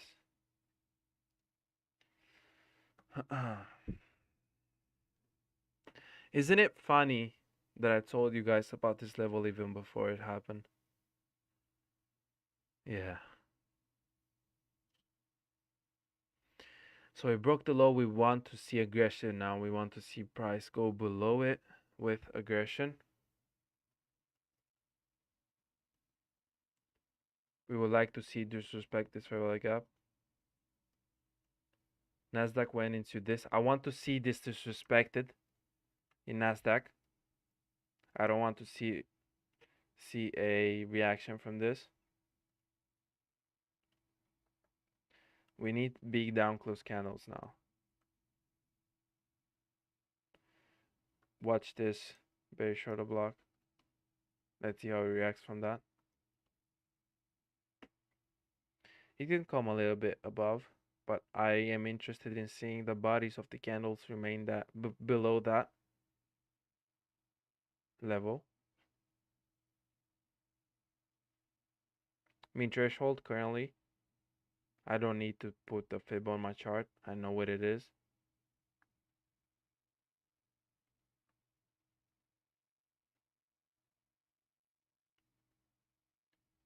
We are currently in the mean threshold. I would not like to see it go above it. I would like to have a sharp drop. But looking at the time, I'm saying about the time because there is something specific that happens in the last hour of trading too. Okay? Like I told you in the New York PM, and I would like to see this being disrespected also. I would not like to see disrespected. Disrespected. DHYS. Not disrespected. I would like to see this disrespected. Whew. English. I know, right? So currently we are waiting. Nasdaq inside main threshold. Let me mark it up. Should not trade above it if we are on the right side. Should see a high degree of sensitivity. Should disrespect this. We don't like to see that. We will watch this mean threshold right here. If we trade below it, then we will trade below this low. This is how you need to think about it.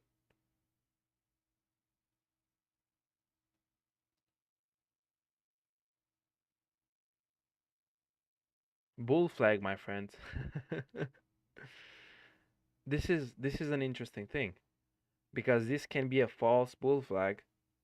Price can go above, take this buy side again, and then go below or go below straight now because retail traders are now buying below this low. They are buying because this is a bull flag with their stop loss below this. I don't think the market is going to allow this. This is just another confirmation, but we are currently waiting. We're currently waiting for that. Let me delete these things and just watch the chart like this. We're currently waiting to see if that S&T divergence will hold. I like how the bodies of the candles remain below this fair value gap.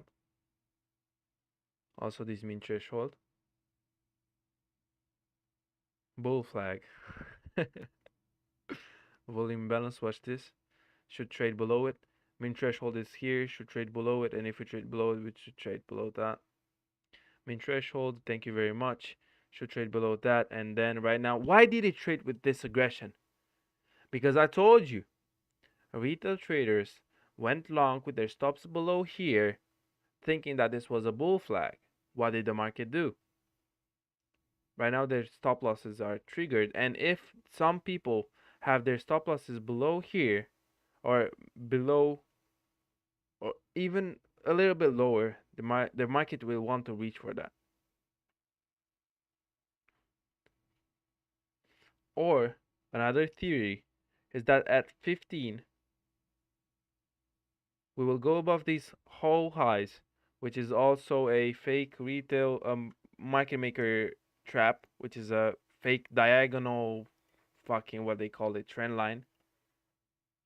We can go above it, take the liquidity from here too. But right now we took this liquidity. We also need to see this disrespected. We see this disrespected in Nasdaq. US 30 is still strong, holding on into its low. It's still making a bull flag. We're currently disrespected that. Thank you very much. We are now currently expecting this to act as support. This too. I'm more interested in S&P. Look how it reacted from that. I would like a run below this. I'm watching these lows, and I don't know what to say about the last hour of trading, my friends. I will need to see what information does the 1515 give me. Because if we see a fake run, because I told you guys the fake run needs to be at we need a fake run to take the other sell side or buy side out first. The fake run, if it's below, then my idea would only be this, that we're going below that, and I would not know what the last hour of trading will do. We're watching this currently. I would not like, of course, Nasdaq is overreacting. We also have an inefficiency right here.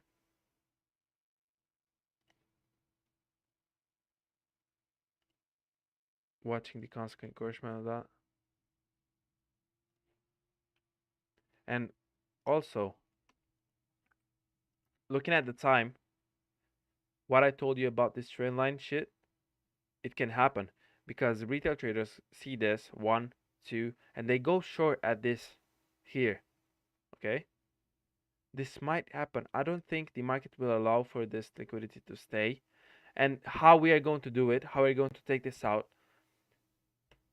I would like, and let's watch this. I would like for this to happen this way.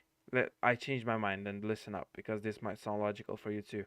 So we're currently going to react from this fair value gap right here. Cool. We're going to go below the sell side. Cool. Into a fair value gap, and then this fair value gap will be reached at this point at 1515, and we will aim for this buy side liquidity right here that rests above this fake trend line bullshit. This sounds more logical for the last hour of trading setup, to be honest. Okay. We'll watch this fair value gap. Nasdaq overreacting. US 30 fair value gap.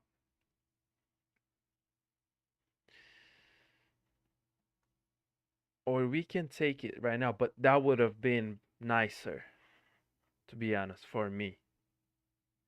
If I saw that, that would have been nicer. And don't take any trade, please don't take any trade. And if you take a trade and you lose it, you lose because of you, my friend.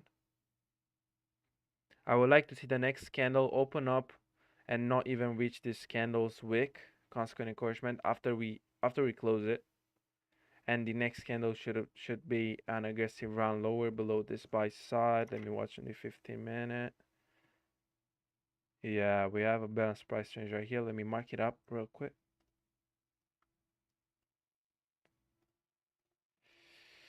Yeah. Mean threshold. Looking out for that. Where are we going, guys? Where are we going, guys? Right now, their stops are triggered. We should take this high. Interesting. Interesting seeing this. Yeah, I'm currently no biased. I would have liked, and this can be the fourth fucking diagonal bullshit they have. Diagonal trend line. They can sell short here too. If we remain below that name, if we trade this as the fake run, inducing more retail traders to go short.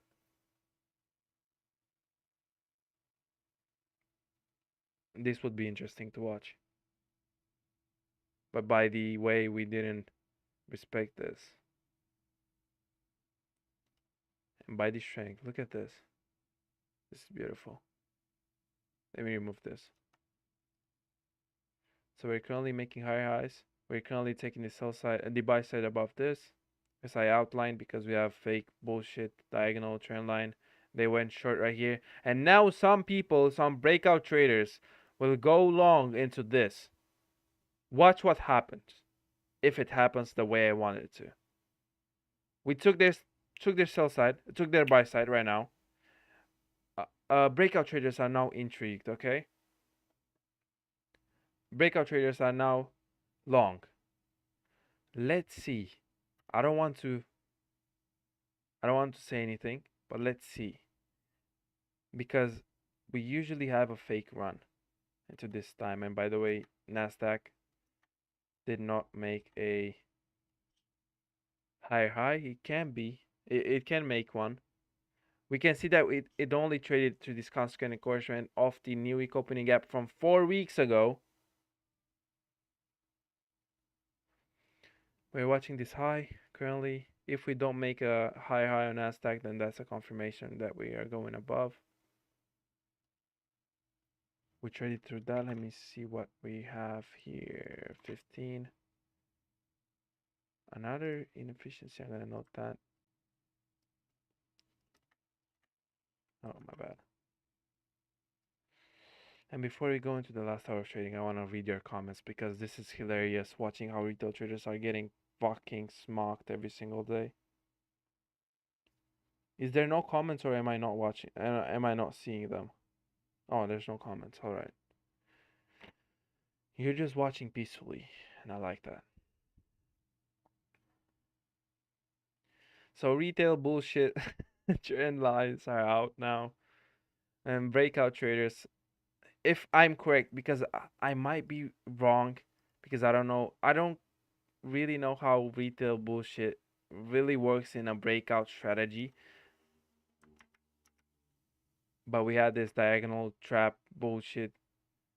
Stop loss below here, stop loss above here. They took it. We also took buy side. Note that. I would like for Nasdaq to not make a high high. Let me watch this. So I made higher high US 30, higher high S&P, lower high currently on Nasdaq. Reaction from the high of the new week opening gap. Retail traders that are on a breakout are now so happy. Hilarious. Watching this currently, this buy side imbalance has an efficiency. Let's watch how it treats it. If it trades to it,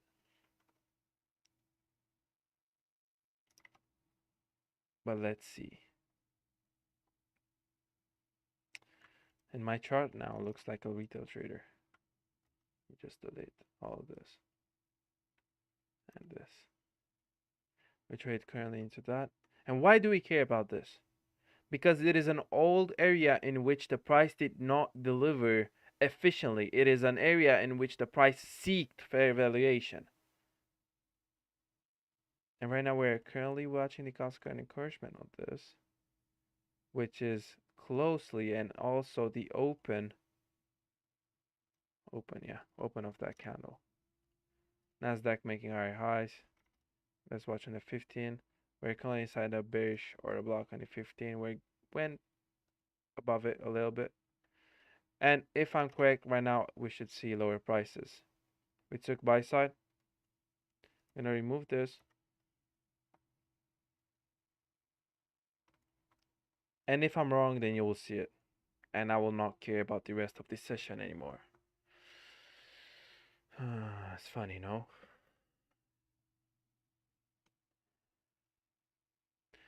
I'm thinking that I have to study even more after I finish this live. I fucking love it. Why would I lie? I fucking love studying. I fucking love trading. I love everything about it. I love it when I'm wrong. I love it when I lose. I love it when I win. Doesn't matter, bro. Let's watch how the price treats this Travaga. Watching this constant encouragement.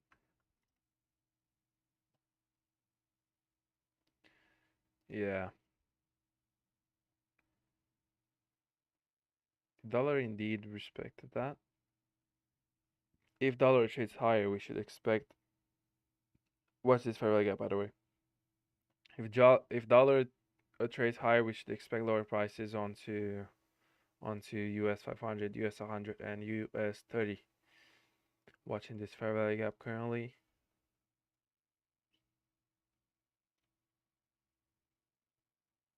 And for a name, if we're going below, we should see an obvious liquidity pool.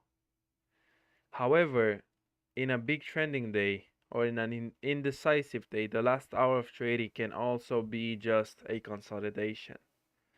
So I don't want to say anything currently. It usually does something, it usually has a signature, but today I don't know. I want to see what it does at 15.15 to get a feel of what the price wants to do. Let me put this at this main threshold. If I eyeballed it correctly, you owe me some money, guys. Never mind. I didn't. Currently I'm in threshold above it.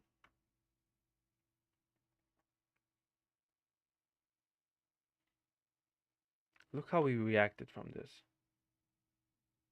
This is 4 weeks old, guys. And people keep saying that it is fucking buying and selling pressure that moves these markets. If you were in the position of either making the markets to your favor and making constant money, billions of dollars from it, or to give the full market movements to those people who are emotionally charged when they see a chart, what would you do? Yeah, that sounds stupid, doesn't it? Yeah. It sounds stupid if you think about it in this way. It sounds stupid. Like, why would the market maker give the population the right, the power to move the markets based on how they fucking feel? Oh, babe, today I feel sad. Let me just sell on US 100 and boom, the market goes down because. And also, if somebody is triggered at some company, let's say we talk about stocks, they can just fucking sell their everything and the company will just. I mean, no, let's think about US 100. If everybody would have sold what they have in this, if everybody would have sold in this exact moment, do you think that the price will go down? Fuck no, because this is based on an algorithm, my friends. How would the how would the people know how how would the people know this new week opening gap was 4 weeks ago and they should respect it? So people sold right here all in the same time and then they bought right here all in the same time and then they sold here all in the same time. Let's see, this is interesting what are we seeing right here. This is interesting. I don't trust this move. I will wait for more information.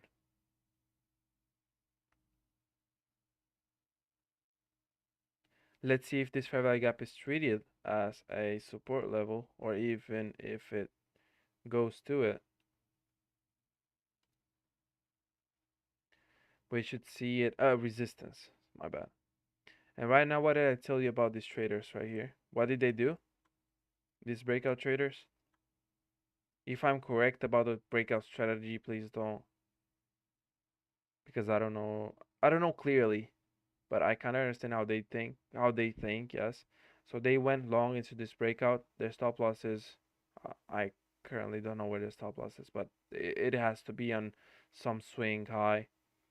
So they're currently in a long position with their expectation to go to the other sell side to the other double top, what they call double top, my friends. Personally, I like this reaction. I think this is a 15-minute time frame. Yeah, main threshold. But I still want to see a level of buy side taken. By the way, look at this high, 1508, 1508. Let's see if we will have an SMT divergence in these. I would like for Nasdaq to stay in this position, which is in right now. We have a small inefficiency right here and also very short block. Oh my god, it's tiring. But I fucking love it. It is not watching the charts that is tiring. It's the fact that I'm just speaking continuously for about 2 hours now. Just imagine speaking for 2 hours continuously. Lower high currently. Lower high currently. I think we should see that high taken. If I see that high taken, I would like that for a short, but I would request more information. And I don't say I trade because I don't trade. I want to show you guys in this live how to think mechanically, okay? How to not be emotionally involved. And I'm going to stay only in the S&P once I see if we have an SMT divergence. Currently still making lower highs on Nasdaq. High US 30 and currently a lower high. Watch how we respect that consequent encouragement, which is the midpoint of that fair value gap. 2 more minutes until I want to see that high taken or an SMT divergence. So I'm gonna shut up for 2 minutes if I can.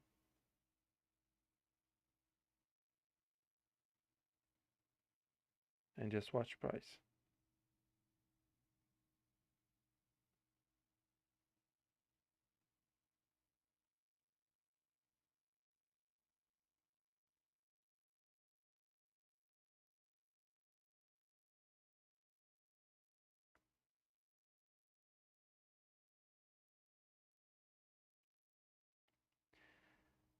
Yes, sir.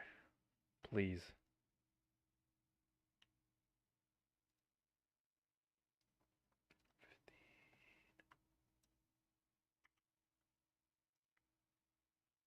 Buy side taken. Let's see what the price wants to do right now. I'm curious because most of the times where and yeah, I didn't shut up for 2 minutes. Most of the times where I watched the last hour of trading, we just did the same thing.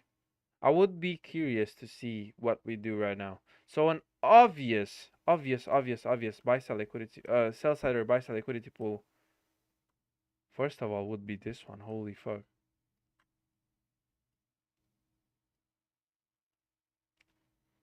I would actually be interested in seeing that taken at 15.15. That would be nice. But let's see what we do. Remember that we are inside that buy side imbalance, side inefficiency, which we want to act as resistance. We're currently high, and high, symmetric. We are inside this. This is a 15-minute very short block on Nasdaq. But I think the market seeks this liquidity. So currently this what we are seeing right now is the fake run. And I like what I see. Yeah, it's weird. I want to go below the market and we see a run to the upside and I say that I like what I see. Yes, it's weird for retail traders. But not weird for me.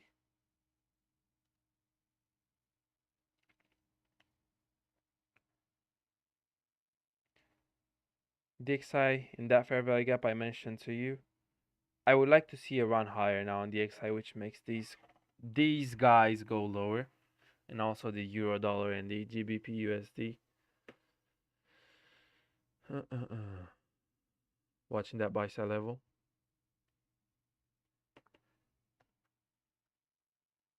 15.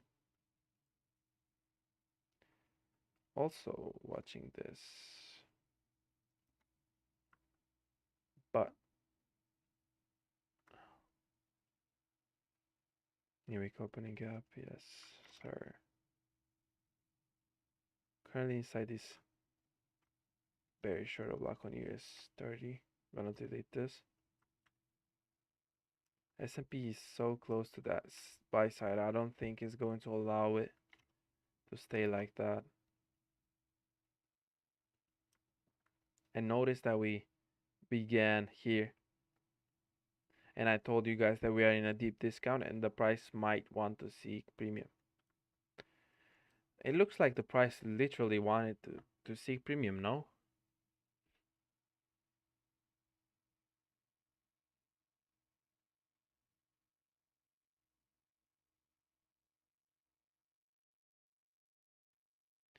If you have any question for me, if there's still somebody watching this, if you have any question for me, I will read the comments after we finish this session. So don't forget to put it inside the comment section.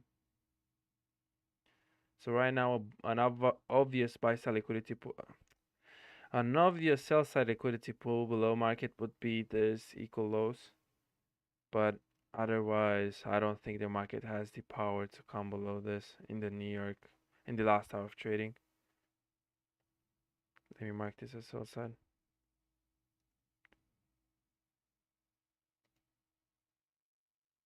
The side is still inside this.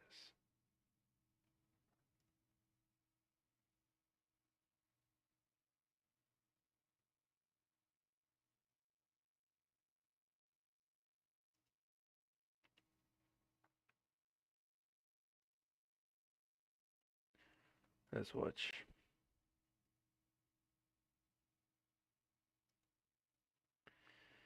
Alright, so I'm just watching this chart.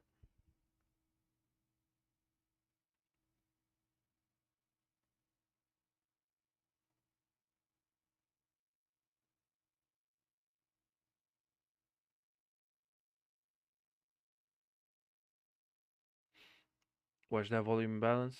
Which one? This one. If we were to go above for buy side, we would respect this and treat it as support. Doesn't matter that we traded through it. The volume imbalances are usually overshot. We go below it right now. I'm quite skeptical about that buy side liquidity pool, to be honest with you. If we are to go below, I don't think the price wants to stop that shy away from it. And we might see some movement at 1530. Let me put it 1530.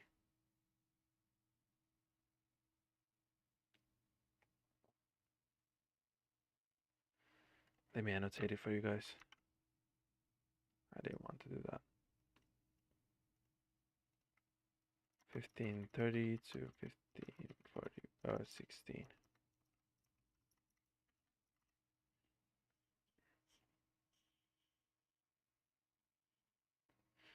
And it's like 11 p.m. inside my time zone too, so 11 or 10. I think it's 10, 10:20. Took this short low. Okay, we are careful. Be careful, please. Don't trade this. We are currently waiting. We're not doing anything, okay? I like how it took this. I like how it took this. But I don't like how we have this still remaining.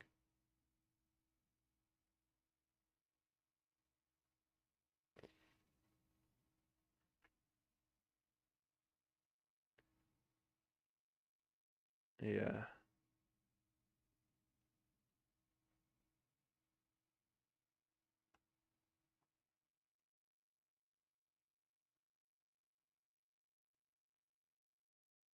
Fair value gap. Let me annotate it. If we are very weak, we might not even want to reach it. Price is drawn to this. If we trade below the mean threshold of this, which we actually do right now, watch this inefficiency. And the one below it, I would favor this one though. Price is now repricing below those, equal lows. And what we have, this right now becomes a breaker, which I'm going to annotate like, oh, not like this. This becomes a breaker because we took the high and then we took the low. But I don't know how to annotate it to not make my chart look like. I'm gonna do, no, just keep that in mind, please. That's a breaker. Currently trading inside it. Consequent encouragement, we don't want to see that traded above because this might signify that this was just a run on sell stops. And I think this might be it. A run on sell stops. We stopped shy of that.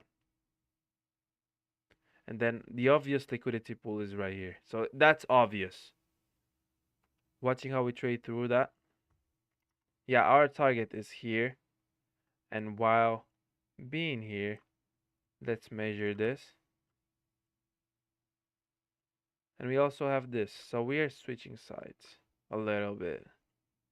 I don't know if price has the power to come through it.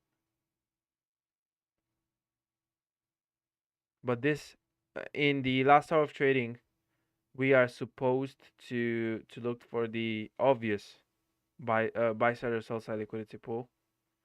So if we were to go above, I will look for this level, and I wanted to do a fit projection.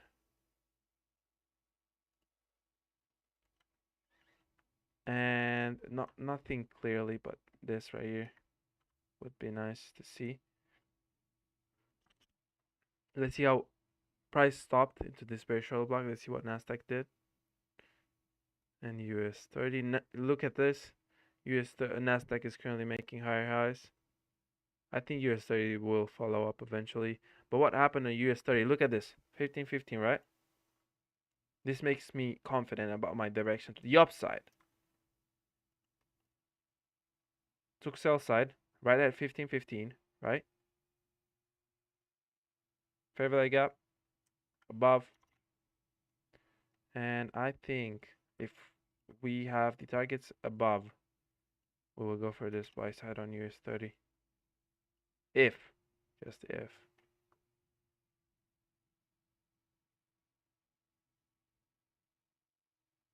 I told you this is fake move. At 15.15 we should see a fake move. And this was to the downside to take sell side and to reach an inefficiency that we did not reach. Watching this. If we were to go above, I would like to see this breached with speed. Nasdaq took the high. Watch this out too. And we are also a little bit above consequent encouragement. Nasdaq took its high. We have lower lows. This is a very important sign. Lower lows. Lower highs. We have lower high in S&P. High in Nasdaq. And lower high in the Dow and the US 30. And we also went through it. So this might be a better target. However, I can frame it both sides. I like how we went and took sell side. And this might just be Nasdaq being stronger.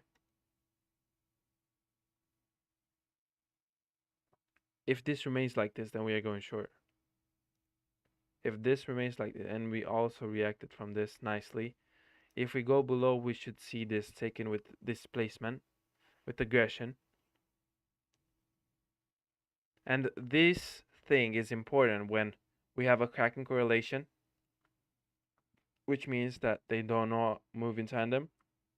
This is only important when we are at key time periods. Also watch this inefficiency. And I am aware that this can only be just delayed. Okay?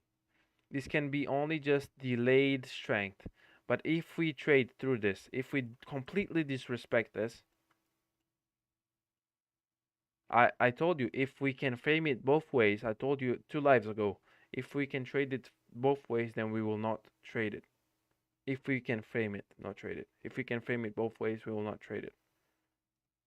I can frame this both ways.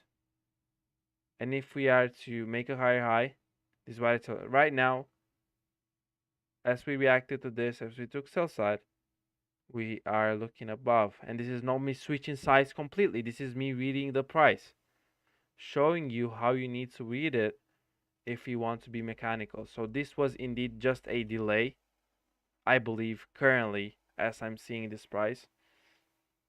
US 30 used to be, and this is one important thing, US 30 used to be the strongest one, now it's the weakest one, because the market would, it is not the buying pressure, but the market pressure for it to become lower made it weaker right now. So we are very close to that buy side. This is an obvious buy side liquidity pool.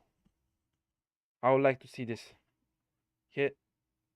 We are seeing that right now. Thank you very much. And for the next target, not this one, my bad. The next target will be at this point. This is not a trade. Again, please don't take this as a trade. Obviously, I'm gonna put this like that and then minus like this.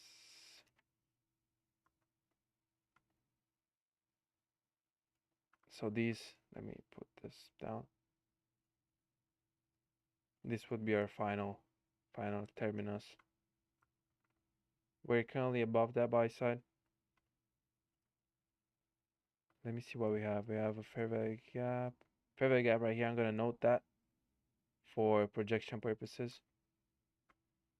So let me see what we have right here. 2.5 level. I'm gonna, if we were into a trade, we would take this partial right here too. So I'm gonna write potential partial here,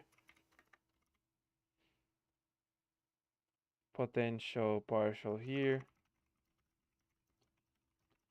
and this would be 15%, 50% of the position off here, 80% of the position at this buy side. But we will watch to see, because this is very close. We'll watch to see if the price wants to go to that level.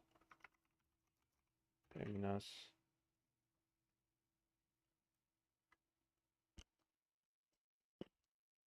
So let me highlight to you real quick what happened here, why I seemed confused. I did not seem confused, and I was not wrong. I told you guys that all we do in this live is read price. We do not frame any trade.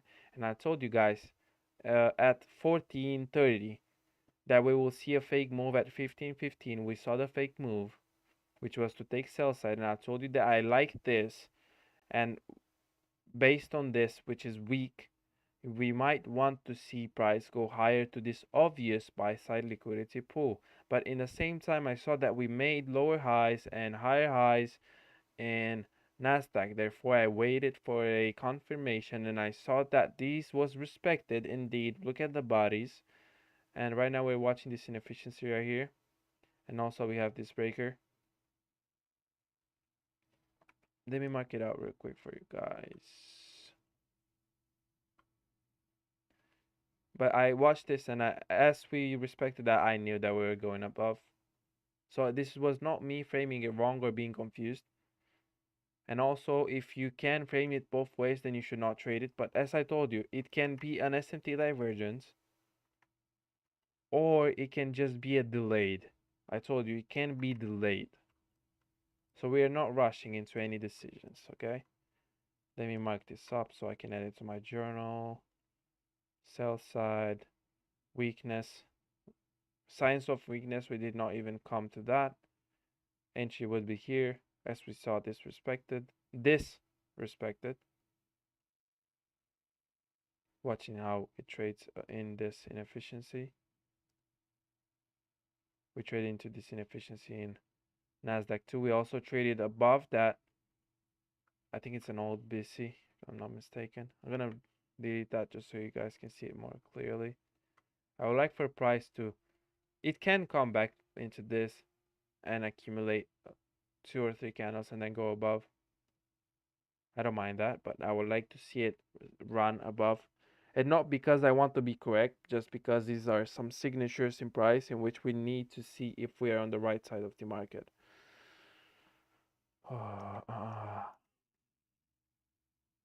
2 hours and 30 minutes of me just fully fucking speaking. Fucking insane. What the fuck?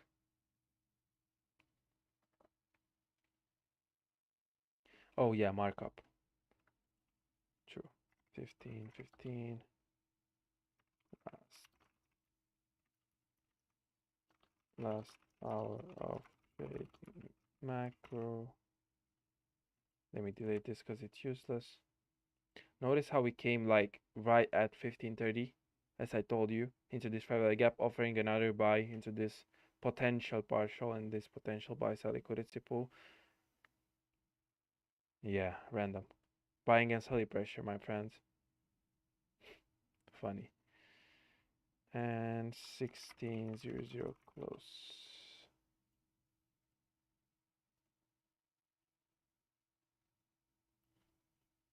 Remove that. And let me just screenshot because we've taken partials, but I'm waiting for this too because we're close to it. While we are taking this partial, I want you to understand that I will read your comments at the ending of this session.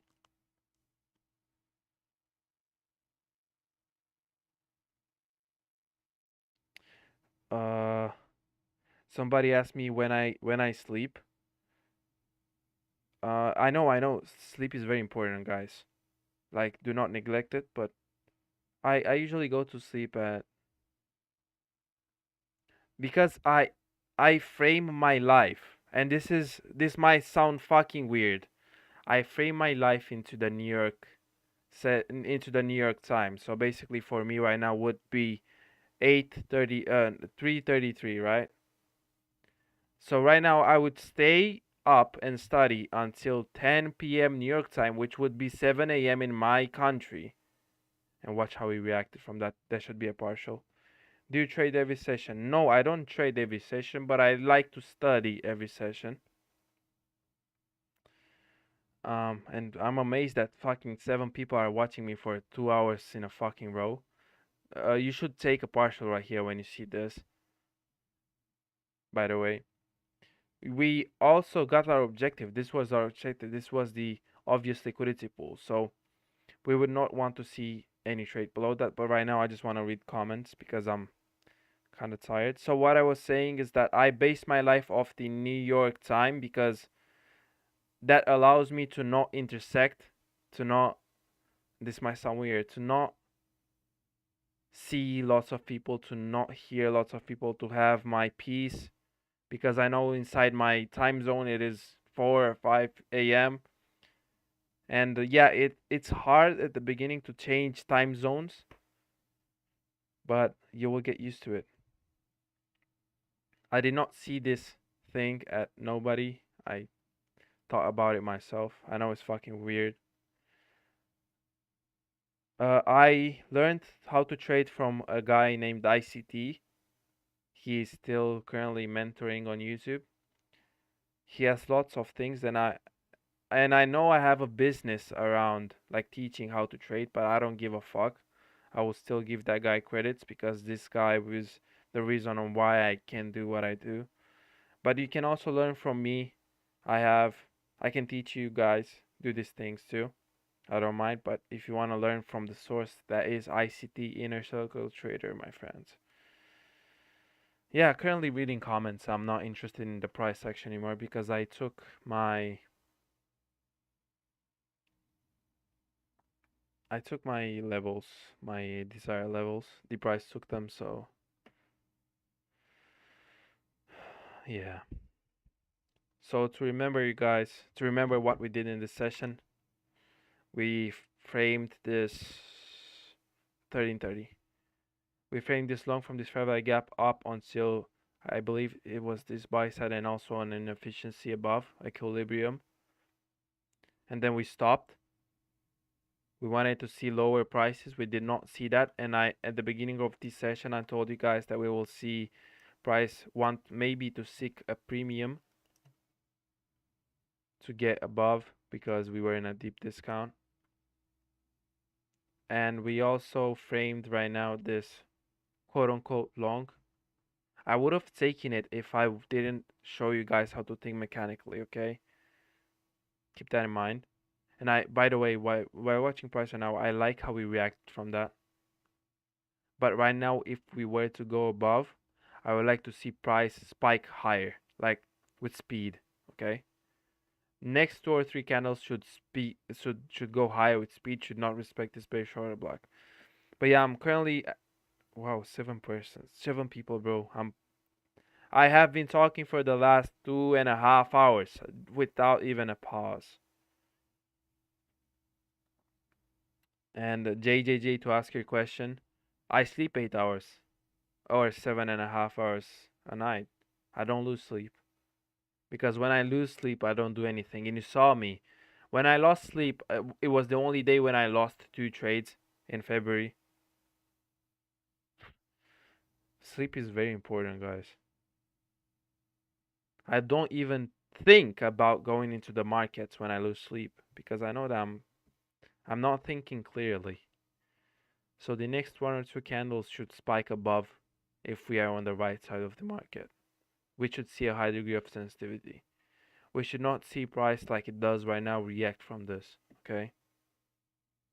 And note that if we were to be inside a position, did I screenshot this? No. If we were to be in a position, we would take this partial here. Your 25-year-old self will be happy with your current actions. Thank you, my friend. Thank you for these words. And while my 25-year-old self is only 5 years from now, I have a plan that is based on 20 years plus. So I don't, that is a short time period for me, 5 years. And I will do this literally what you see me doing today. I will do this every single day for the next 30 or 20 years. So I don't mind being wrong. Looking at this from this perspective, it is relieving. And I don't give a shit what somebody else says about what I do. I don't give a fuck, and it should be like this too. Because at the end of the day, if you were today in your deathbed, would you fucking care about all of those people that are fucking against you or hating on you? You wouldn't care. And people, listen up. I told this in the last live. When I say these things, when I call you lazy or you're not taking action, I do that so you can be motivated to fucking do something. I don't hate on you and watch this reaction. I don't hate on you. And I don't want to see you intrinsically be lazy. Somebody who will fucking say that, oh, you're doing good when you're fucking lazy, that person doesn't care about you. Even if it's your friend or your mother or your father, they don't care about you. Okay? So you need somebody who calls your bullshit out, who says that you're fucking lazy because you don't take action, because you don't do shit. But in the same time, you have to realize your potential, guys. They are trying to silence your potential so much. You just have to learn yourself and to understand. Oh my god, I just talked for 2 hours in a row, 2.5 hours in a row, and people are still listening to me. It's fucking beautiful. But fuck all the other people, guys. Fuck all of them. Just fuck all of them. Why would you care about what somebody else says? Why? It's like, why would that influence you? And if you have any questions right now to ask, or if you have something to say it in the chat because this is the only time I'm reading the chat. But thank you for the kind words, Freddy. And yeah, what formed me, what developed me as a trader was the fact that I was egotistical so much. I was very arrogant, and my life just fucking slapped me so hard. You're welcome. Yeah. Life, life fucked me so hard, if I can say like that. And you realize, and while I understand that it is normal, because I'm not even 20 yet, I will be 20 in 2 months from now. I realize and I know that most 20-year-olds and 19-year-olds are usually egotistical. And why I struggle with that. I don't struggle anymore, but I tend sometimes to still have those habits because you're young, you think that you're the best, but that gets you to not progress anymore if you think you're the best. And watch this consolidation right here. We don't want to see that. Stop loss would be break even, would be around here if we were in a trade. We also traded below that. We don't want to see that. We can also note this as sell side taken. Exactly, JJJ. Only the 1% will make it. Yes, exactly. And people who want to be part of the 1% have to think the exact opposite as the 99% are doing. Right. So this guy said, brother, only the 1% is going to make it. So that's true. Because the 1% risk their life for what they want. But if you don't risk anything in life, then that is the biggest risk you can take. Not risking anything. Why are you living? Like, why are you living if you're not doing anything? I would like for price to now leave this consolidation with a spike higher if we're on the right side of the market. I like how we respected that with the bodies. However, we are still inside this consolidation. And I told you guys that we can see this inside the last hour of trading because we had a very big trending day. However, I would like for that terminus to be hit. Right now, like right now, I would like for big up close candles. If not, then if in the next 2 minutes we will not see, in the next 5 minutes, if we don't see any reaction, any good reaction, then we will close the trade. If we would have been in a trade. How 2 hours and 40 minutes of non-stop fucking talking, and people still believe that I fake my trades. How can I fake something that's recorded live, first of all? Yeah, I understand the argument that some people might think that I don't show my losses. And when I showed my losses, they didn't care. So again, this is a good example of that of the thing that you should not care about these people. And currently I would advise you to not care about anything else rather than your development. And one thing that I did wrong in the beginning, please don't tell your parents about what you're doing and what you're about to do. Please. And neither your friends nor your friends. Nobody, don't tell nobody because they don't want to see you win. They don't want you. And right now, I would have closed the trade. This is too much. Just close the trade right away and mind your own business. Even if it comes above for this, I would have just closed the trade. Some questions if you have or something to say in the chat because I'm gonna read it. And look how we were inspired to close the trade. Um, what was I saying? Yeah, they will not want you to be better than them, guys. They want you to do good, but they don't want you to do better than them. And this is a lesson I learned the hard way. Exactly, exactly. Everybody who is hating on you is instinctually is intrinsically, I wanted to say, lazy, or they're not doing good with their life. Because if somebody is doing good with their life, and if somebody is better than you, they're not gonna hate on you, my friend. They're just going to encourage you. And I did not do this live, and no, the trade is over. Don't even mind the charts anymore, bro. 6 people stayed for 2 hours and 40 minutes of me just talking. Before we get into the questions and everything, Again, I just want to let me show you inside my journal. And you can rewatch this live because I'm not gonna take it off. We highlighted all this price move right here until this point, from this point to this point, and then in the New York PM from this point until this point. So right now I would take a screenshot and note this as a break even and a partial take, and nothing spectacular. 1 minute tape reading, last hour of trading, boom, and that's it.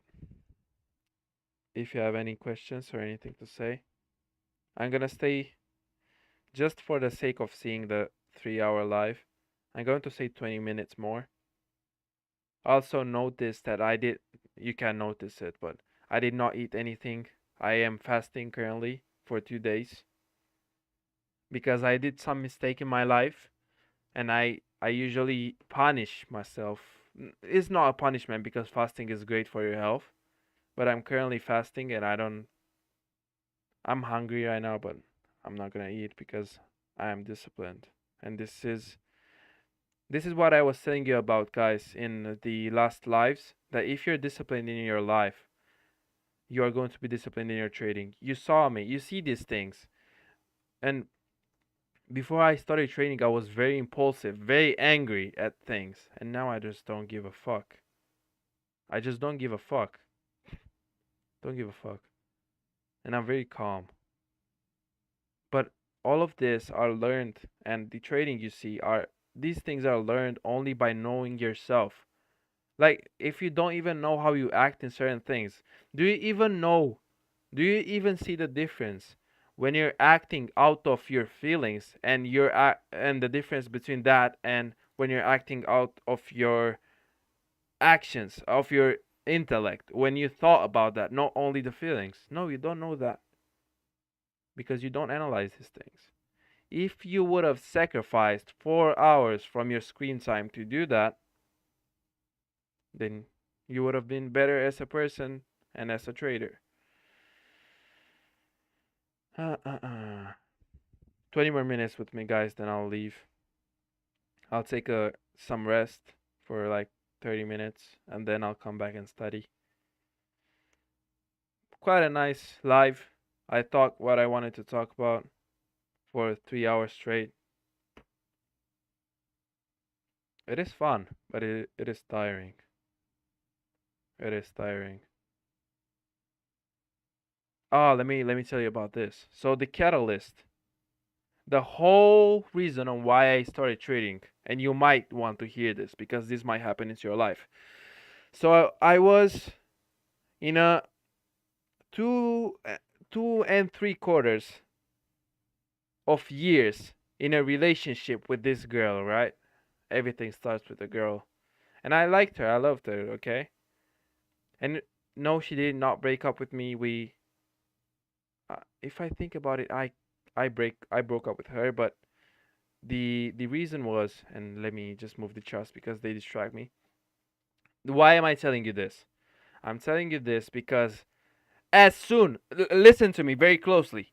We were in a 2 year relationship, and this is not me missing out on missing her. This is not me being angry on her. I'm okay with her. I forgave her. I don't care about her anymore. Okay? But you have to realize, as soon I was in a 2 year relationship with that girl before that, 2.5 years. As soon as I started thinking about becoming a millionaire and being into business, a risky thing, that broke our relationship entirely. Because I did the mistake I told you guys not to do. Don't tell them. Don't tell your parents, don't tell your girlfriend, don't tell nobody. If they're not supportive, if they don't understand what you want to do. This is what fucked me up. And I was not forex trading back then. I was doing business. I was learning business, like having multiple businesses and failing. And this girl, I didn't have no money. I had literally zero money in my bank account, but I was trying out, I was learning different businesses. And I thought that, listen up, listen up. Don't leave this live, listen up. I thought that there was something wrong with me. I literally thought that there was something wrong with me. and nothing was wrong. And because that girl was pressuring me, making money, I lost friends because I tried to do something for the business, and I asked for money in return, and I lost friends because of that. Because of that girl rushing me. And I don't care. Listen, I don't care about that anymore. But listen up. This is a lesson in your life. One, don't tell people that your plans, because they're inside of a box, my friend. They're inside of this box. If you are trying to seem above them, this is my mistake. If you're trying to seem above them, they will fucking drag you down, even if that means to fucking kill themselves, to give their own life for that. Okay, they will do that, sadly. And yeah, I lost that. And after lots and lots and lots, and I'm getting emotional right now. You didn't see me get emotional in my trading, but remembering that is firing some old secrets. Um, while failing lots of businesses, and with that 3 year relationship gone, I couldn't sleep, and I'm not exaggerating. I couldn't sleep and I couldn't eat for a whole entire month. Even though I broke up with her, theoretically, I couldn't do that because I was so used to her, okay? And why am I telling you this? One, because you're gonna get through that, and two, you just be patient and listen. So after that month, I had a friend who I was in a business with, training business, training, not trading, training, like physical training, because I go to the gym and I was a personal trainer. And I was inside my head, inside my head too. But I was inside my home, fucking sad as fuck. Couldn't eat, couldn't sleep, and I signed up to boxing too. So I was boxing too, so I can get my mind off that. I signed up to boxing training so I can take my mind off that and fucking get hit in the face, and that fucking helped. And this friend told me, "Bro, are you going to be in your house for your entire fucking life? Just forget that and let's go on a drive because I have a license. Let's go and drive and forget about that and take some friends." And listen up. And right in that moment, there's something called Piazza Constituției on Bucharest, which is that big building, the biggest, the heaviest building in the world, one of them. That and usually there's a place where people gather. And if you're here for trading right now, we just ended the session. But where people gather, and we were staying there, and this guy my friend brought a guy, and he was forex trading. Uh-huh. He was trading, right? After I broke up with that girl, after many failed businesses, all of them, think about drop shipping, e-commerce, everything, personal training, everything failed. Everything failed, and I couldn't understand why. And you see me do the things I do today in trading, and you now understand that these were only the steps I needed to take in order to get to forex trading. So that guy was trading, and I'm very grateful to him, even though I don't speak to him about I don't speak to him anymore. I'm very grateful that he brought me into trading. And that was the night. That was the night when I said, "Bro, I either do this for 12 hours of my day every single day to only take my attention from that girl, and this is the last try I have in fucking businesses." Okay? That was it. And this is, my friends, how I started forex trading. Think about that. I just got out of a 3 year relationship. Nobody was supporting me. Not my mom, not my father, nor my girlfriend, who I trusted the most. And suddenly, I was alone. And how do I trade so good right now and so disciplined? Because for almost 1 year now, I am alone. And this is why I live inside the New York time zone too. I use that because I don't want to hear anybody's opinion anymore. I don't care about them anymore. It's like I am an independent thinker, and this is how it should be too. Oh my God, remembering that story, my friends, is oh. But yeah, so the next time you are experiencing something hard in your life, guys, remember, just analyze it and use it as a positive outcome. Like I used that to start forex trading. And ever since that moment, I was involved 8 hours a day, 12 hours a day. That friend slept at my house like 2 weeks in a row. We were only focused on the charts, even though we didn't know what we were doing. Like I was learning for smart money concepts. We're full focused, and I fucking miss those days. Right now, as I think about them, I don't care that I didn't know how to trade. I miss those fucking days, and I miss that fucking guy. That guy would have taken his shisha. He would have came back to my home, stayed for 2 weeks in a row, full 8 hours a day, 8 hours fucking learning forex while we were smoking shisha, eating barely something. The only break was when I was going to the gym, and that was it. And boxing training too. This is how I learned how to trade, and now I am alone. I miss those days. I miss that guy, but sometimes you need to make sacrifices, my friends. Oh my god. Yeah. And one thing I want to tell you guys about the same idea but with my father, and that happened a month ago, guys. A month ago, okay? A month ago. So my father and I had a he still has a business. He has a small store. He makes around, I don't know, maybe 2 or 3 thousand a month dollars. Not much. It's much for Romania though. The average wage in Romania is $400 a month. And I told him about trading. I made that mistake, and I was staying in his house, like our house, but I was staying alone in a four room apartment, whatever.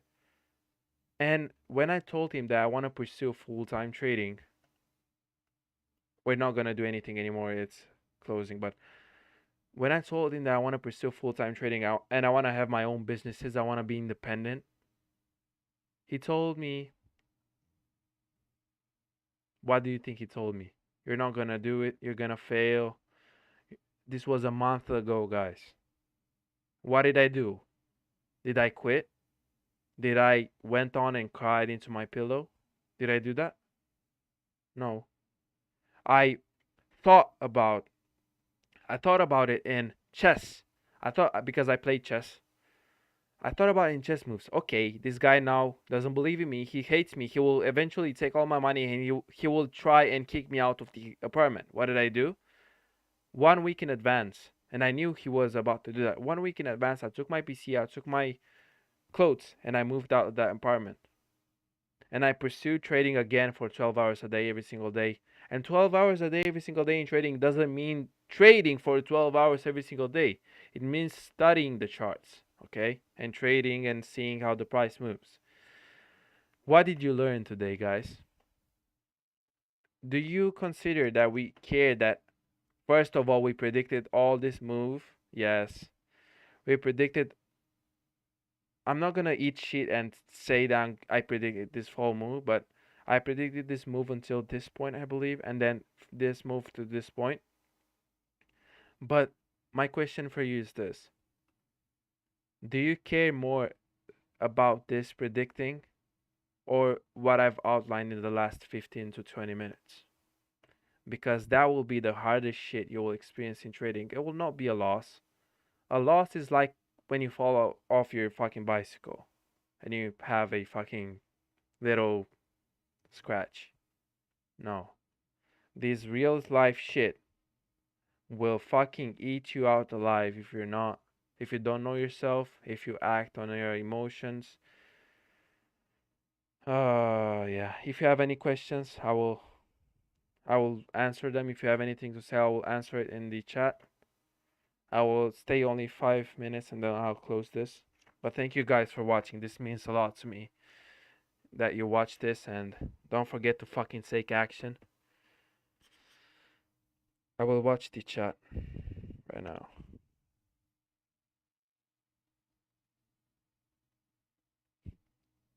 My mom called me 2 hours ago.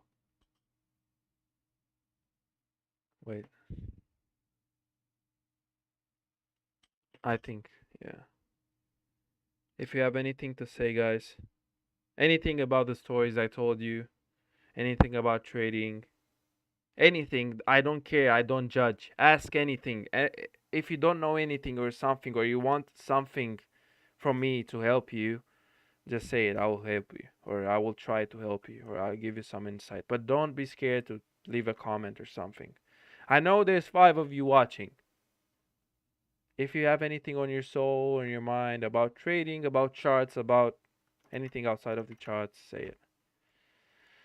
This is how the day closed. So I'm gonna show you.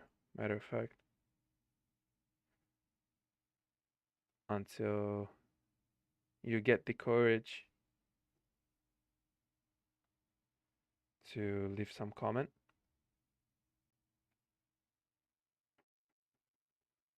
And this morning on US 500, look at the analysis. On the US 500, I want to see a drop into the fair value gap right here. Fair value gap, the same one, but is on a 1 hour time frame. Let me go to 1 hour time frame. Let me delete all this shit.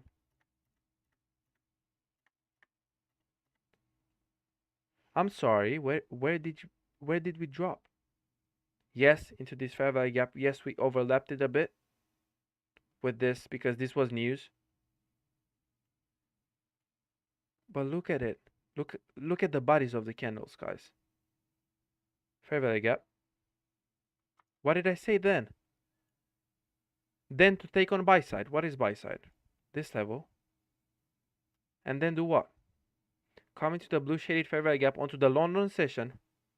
We came into the New York session. I apologize. And have a sharp drop into the New York AM plus PM. I'll answer that after, my friend. So what did we do? Take buy side into this fair value gap, and then had a sharp drop onto this level that I outlined, and we actually had a reaction from that. So right now I will show you why I take partials. I have an example. I have the best example right here. So right here we have sell side taken.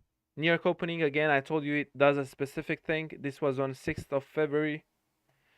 We usually take partials at buy side liquidity pools, and we also put a fib on the equilibrium, which will be around here. So in a premium zone, we will take like a premium array if you want.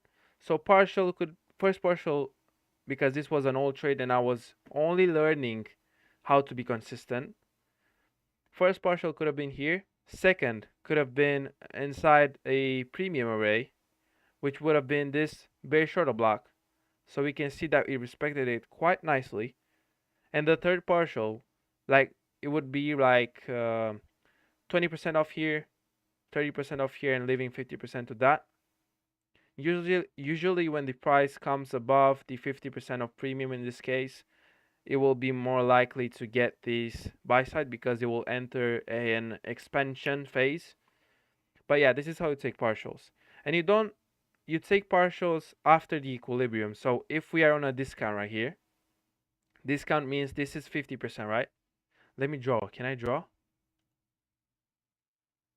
Can I draw? How do I draw in this? Oh, I had some paint. Let me draw to you. The fuck is this filter? Hold on a second, please. Markup. Yes, markup. This is 50%, right? This is discount. And this is premium. Okay? We will take a trade into the discount because think about it.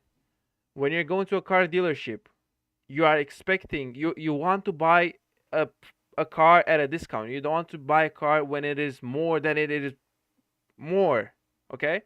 So we buy discount, and this is equilibrium, and we will offload our positions at the buy side liquidity pools in this case, in the premium zone, and also in the premium arrays, which we can see a reaction to the downside and eventually take us below this. Okay? But this is how you take partials inside this zone. This is 50%. How do you get this? You'll have your fib anchored from this low to this high. And the 50%, I think that's actually accurate. I told you that I can eyeball this shit. Right here, discount, premium 50%, partial, full take profit. This is how to take partials. Yeah, I lied to you guys. I can stay more. I can talk more. No, I'm just kidding. I'm gonna stay for your questions, then I'll be gone. For tomorrow, I need to stop talking sometimes because I know I have this premium group which needs to have exclusivity because they paid for this shit. But I love helping you guys too. Any other question? Until 3 more minutes, guys. 3 more minutes, and I'll leave. I swear. 3 hours of life. The little explanation helped a lot. Thanks. No problem, my friend. And if you want, let me show you in the other side too, because I am extra friendly today. I'm going to show this into your chart. So we have this one right here. Wait. Let me not fuck your brain up.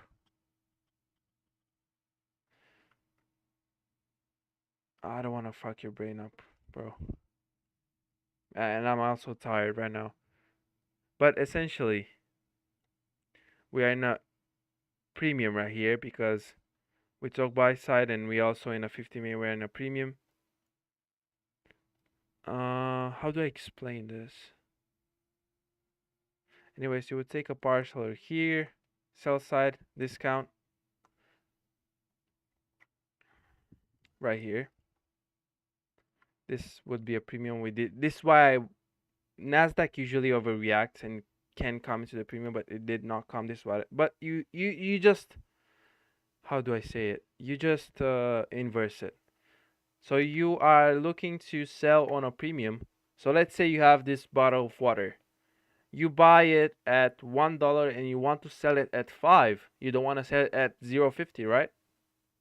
This is how you need to sell in premium and buy on discount. You buy this on discount, $1, and you sell it on premium, which is $5. Isn't that logical? Yes. Easy. Easy. Yeah. Oh, I just closed my charts and you'll see my wallpaper. Free your mind, guys. Yep. Any other question? 1 more minute. If not, then I will close this right here, guys. It is mind blowing to me that there were 6 people that watched me for 3 hours now. 3 hours.